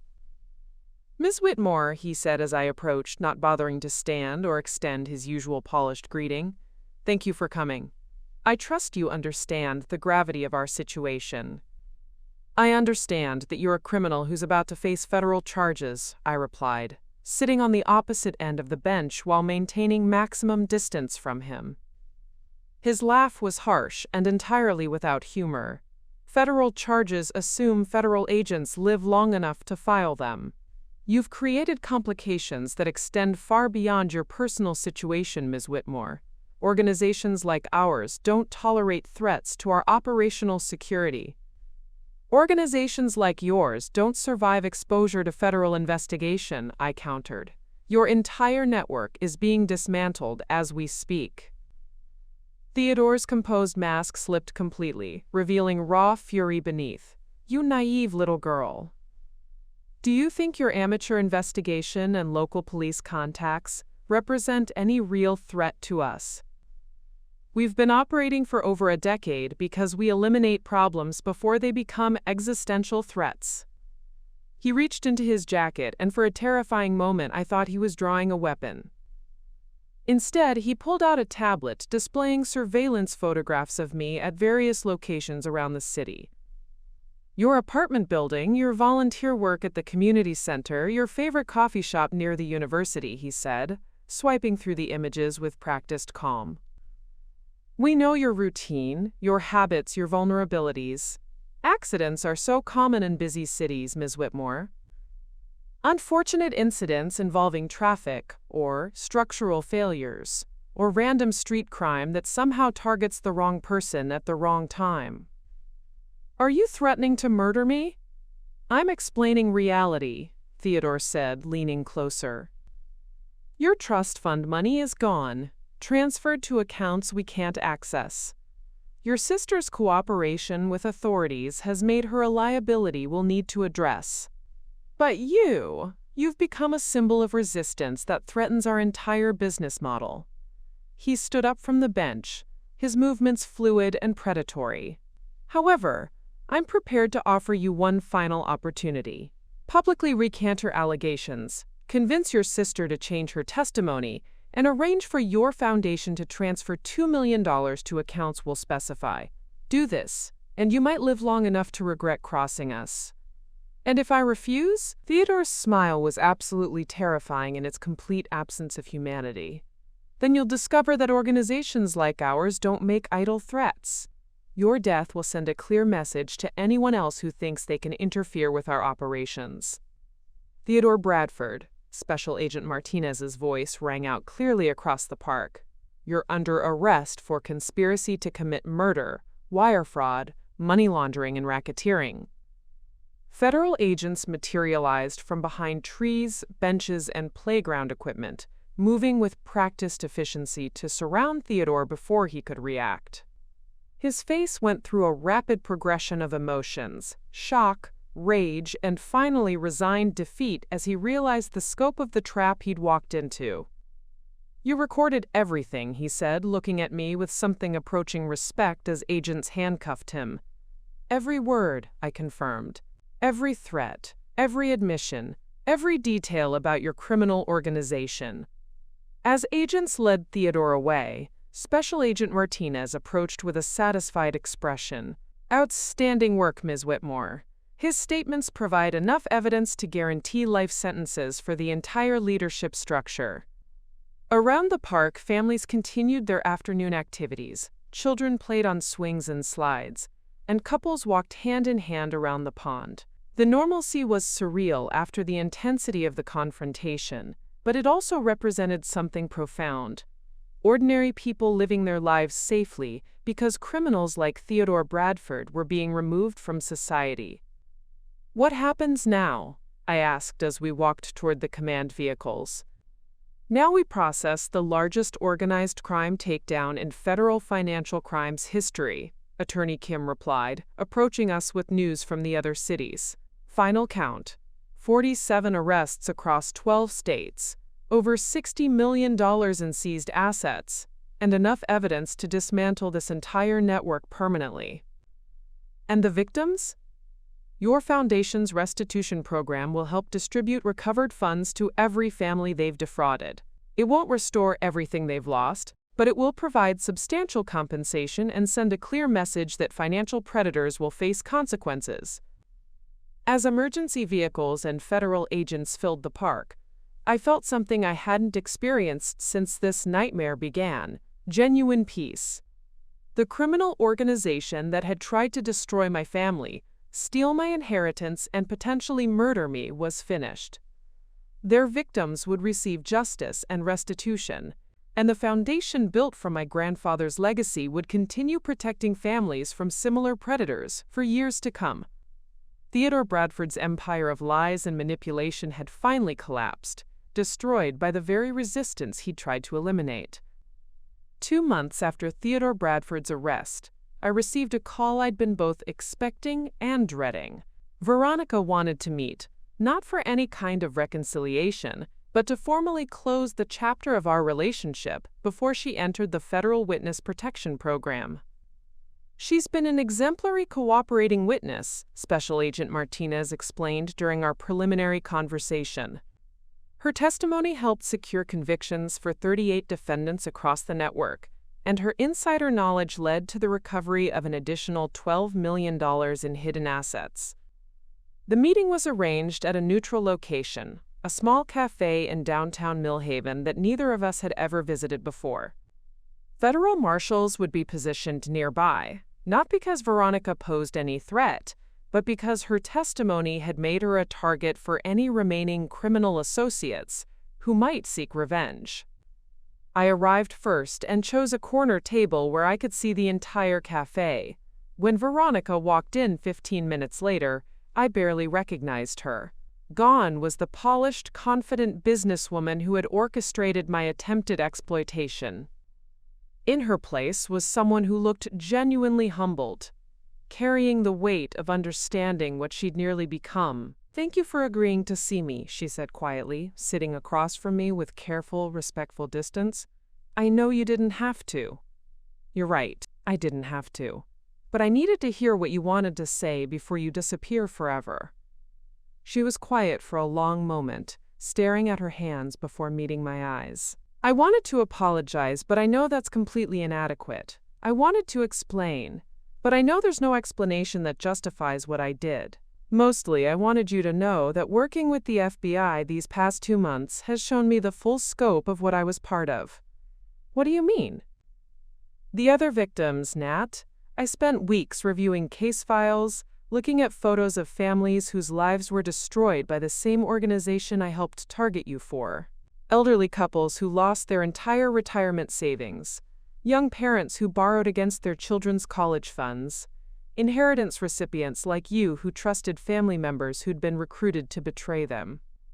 Her voice cracked slightly as she continued. "There was a case in Phoenix, a grandmother who lost $300,000 that was meant to pay for her grandson's cancer treatments. In Denver, a disabled veteran who was convinced to invest his settlement money and ended up losing his home. In Seattle, a widow who was manipulated into signing over her late husband's life insurance payout." I watched her carefully, looking for any sign that this was another manipulation attempt. But what I saw was genuine horror and shame as she processed the full scope of the organization she'd helped operate. "The FBI showed me Theodore's files on you," she continued. "Not just financial information, but surveillance reports, psychological profiles, detailed plans for how to exploit our family relationship. They had backup plans, Nat. If the initial fraud attempt failed, they were prepared to stage accidents, break-ins, kidnapping scenarios, anything necessary to force you to transfer the money." My blood ran cold. Kidnapping scenarios? They'd researched your volunteer schedule at the community center, your class times at the university, your regular routes around the city. If I hadn't been able to convince you to invest willingly, they were prepared to take you hostage and force the transfer under duress. The revelation was devastating. I'd known Theodore's organization was dangerous, but the systematic planning for potential violence was beyond what I'd imagined. But here's what really destroyed me, Veronica said, her voice barely audible. In Theodore's psychological profile of you, he wrote that you were an ideal target because your pathological need to help others and, quote, excessive trust in family members made you vulnerable to manipulation through charitable appeals and familial pressure.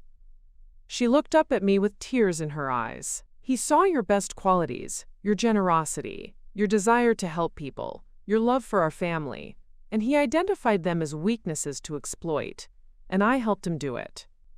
The pain in her voice was unmistakable, but it didn't change the fundamental reality of what she'd done. You made a choice, Veronica, multiple choices, over many months to participate in a scheme designed to steal from me. I know. And I know there's nothing I can say or do that will ever make that right. She reached into her purse and pulled out a small envelope. But I wanted you to have this before I disappear forever. Inside the envelope was a handwritten letter on expensive stationery, the kind Veronica had always used for important correspondence.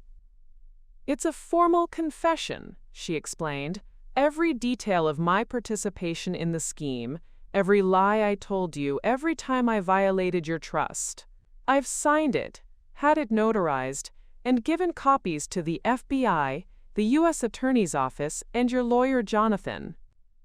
I scanned the letter quickly, noting the meticulous detail with which she'd documented her betrayal. Why? Because someday, when enough time has passed, you might question whether what happened was really as bad as you remember. You might wonder if I was truly as culpable as it seemed, or if maybe there were circumstances that justified my actions. She paused, taking a shaky breath. I want you to have proof, in my own words, that everything you believe about my betrayal is true and justified. The letter was devastating in its honesty, a complete acknowledgement of premeditated deception, systematic manipulation, and willingness to collaborate with dangerous criminals to steal from her own sister. There's one more thing, she said, sliding another document across the table. I've filed a formal restraining order against myself, effective permanently. Even after the witness protection program ends, I'm legally prohibited from contacting you, approaching you, or attempting any form of communication. I stared at the legal document in amazement. You took out a restraining order against yourself? I never want you to have to worry about me trying to re-enter your life when you've moved on and found peace. I never want you to have to relive this trauma because I decided I missed you or wanted forgiveness I don't deserve. The gesture was so unexpected, so genuinely selfless, that for a moment I saw a glimpse of the sister I'd once loved, someone capable of putting my well-being above her own desires. Veronica, the federal investigators said you'll likely be in witness protection for at least 5 years, possibly permanently. Are you prepared for that? I'm prepared for whatever consequences my choices require, she said with quiet dignity. The prosecutors offered me a reduced sentence in exchange for cooperation, but I asked them to recommend whatever penalty they thought was appropriate for someone who did what I did. What did they recommend? 3 years federal probation with community service specifically focused on educating potential fraud victims about affinity schemes. I'll be speaking at seminars, writing educational materials, helping people understand how family members can be recruited to exploit them. The irony was perfect. Veronica would spend years teaching others to recognize and resist the exact type of manipulation she'd attempted on me. I have one question for you, I said as our conversation drew to a close. If Theodore's scheme had worked, if I'd signed over the trust fund money and the business opportunity had been real, would you have shared the profits with me as promised? She was quiet for a long time, and I could see her wrestling with whether to give me a comfortable lie or a painful truth. "No," she finally said. By that point, I was so desperate and so deep in their manipulation that I would have found reasons to justify keeping everything. I would have told myself that since I'd done all the work to arrange the deal, I deserved the larger share. I would have convinced myself that you didn't really need the money since you weren't ambitious enough to pursue wealth actively. The admission was brutal, but somehow cleansing. This was the complete truth, not just about the fraud attempt, but about who my sister had become underneath the loving facade. "Thank you for being honest," I said, standing up from the table. "I hope witness protection gives you the chance to become someone better than who you were during all of this." "I hope so too," she replied, remaining seated as I prepared to leave. "Natalie, I know you'll never forgive me, and I know I don't deserve forgiveness, but I want you to know that destroying our relationship is the greatest regret of my life, and not because of any money I lost access to." I looked at her one final time.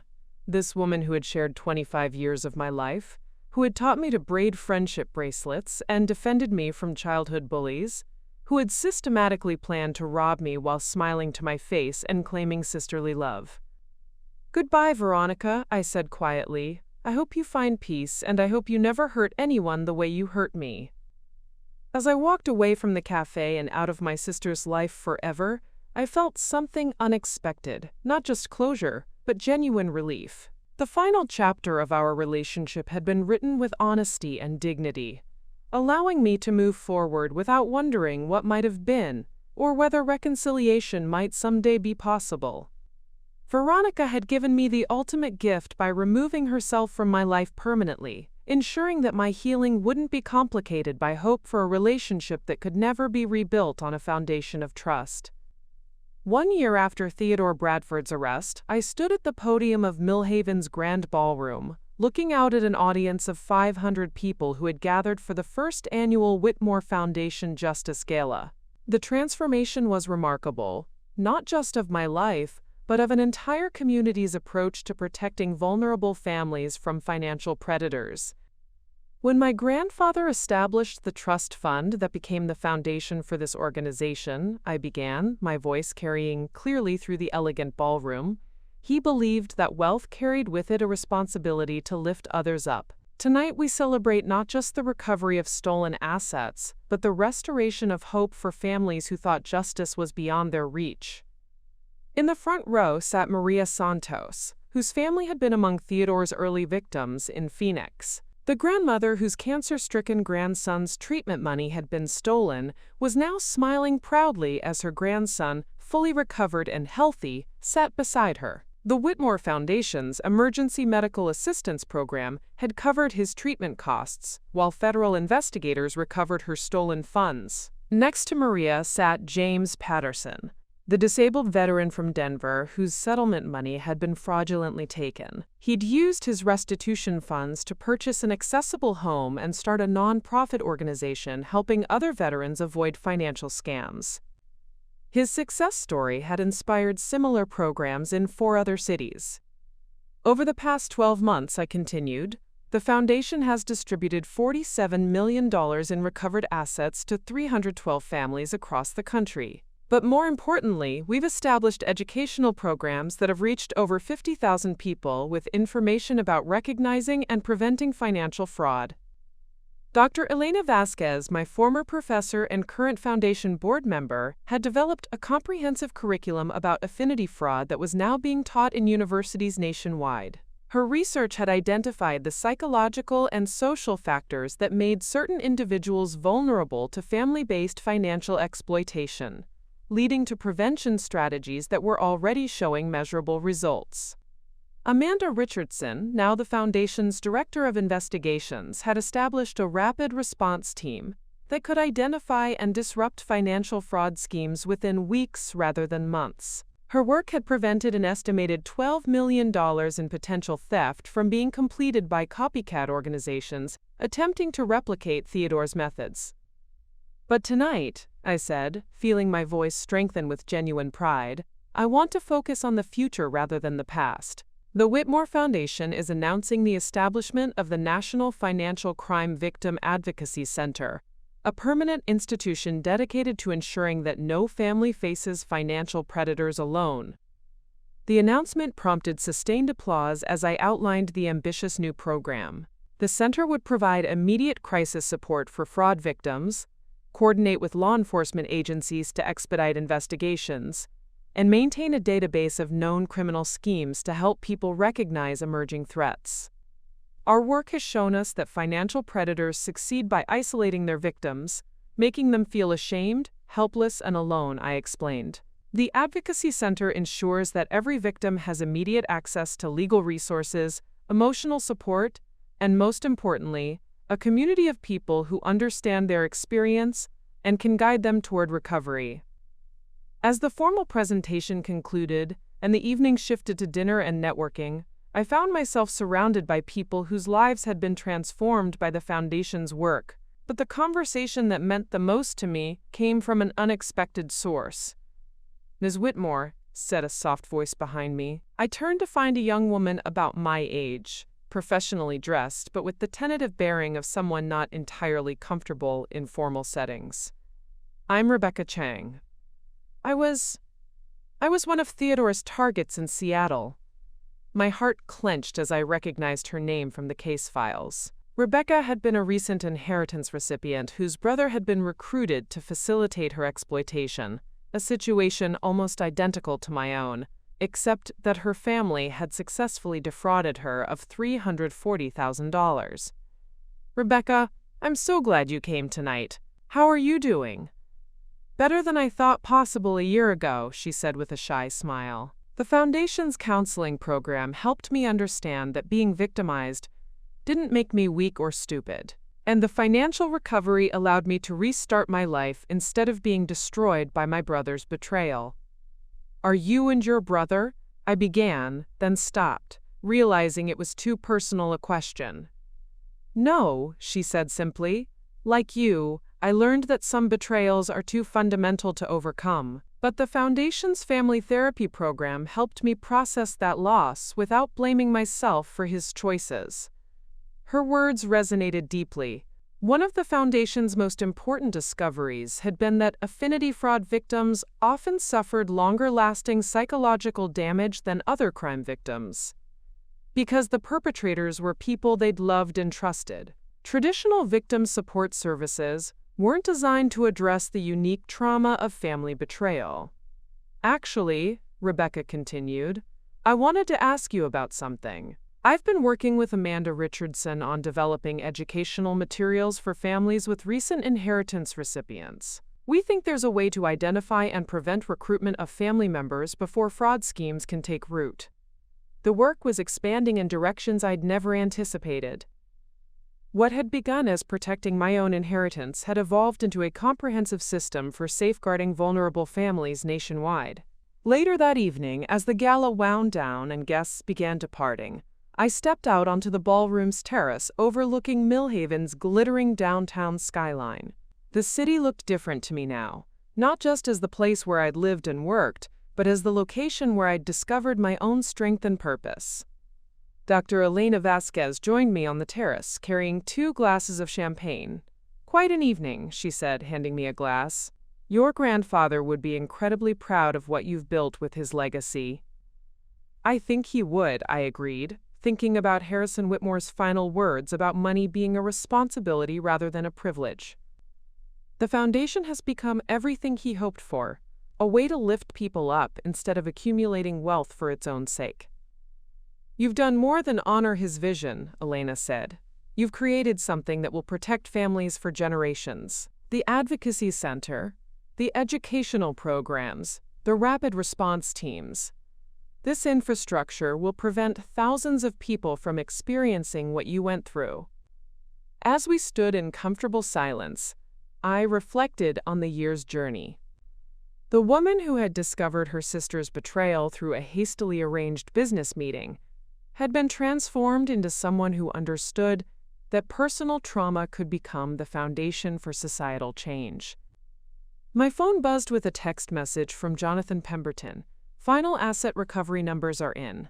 Total recovered and distributed, $52.3 million to 347 families. Theodore Bradford was sentenced to life without parole this afternoon. Catherine Sterling received 25 years. Victor Kozlov, 30 years. Complete victory.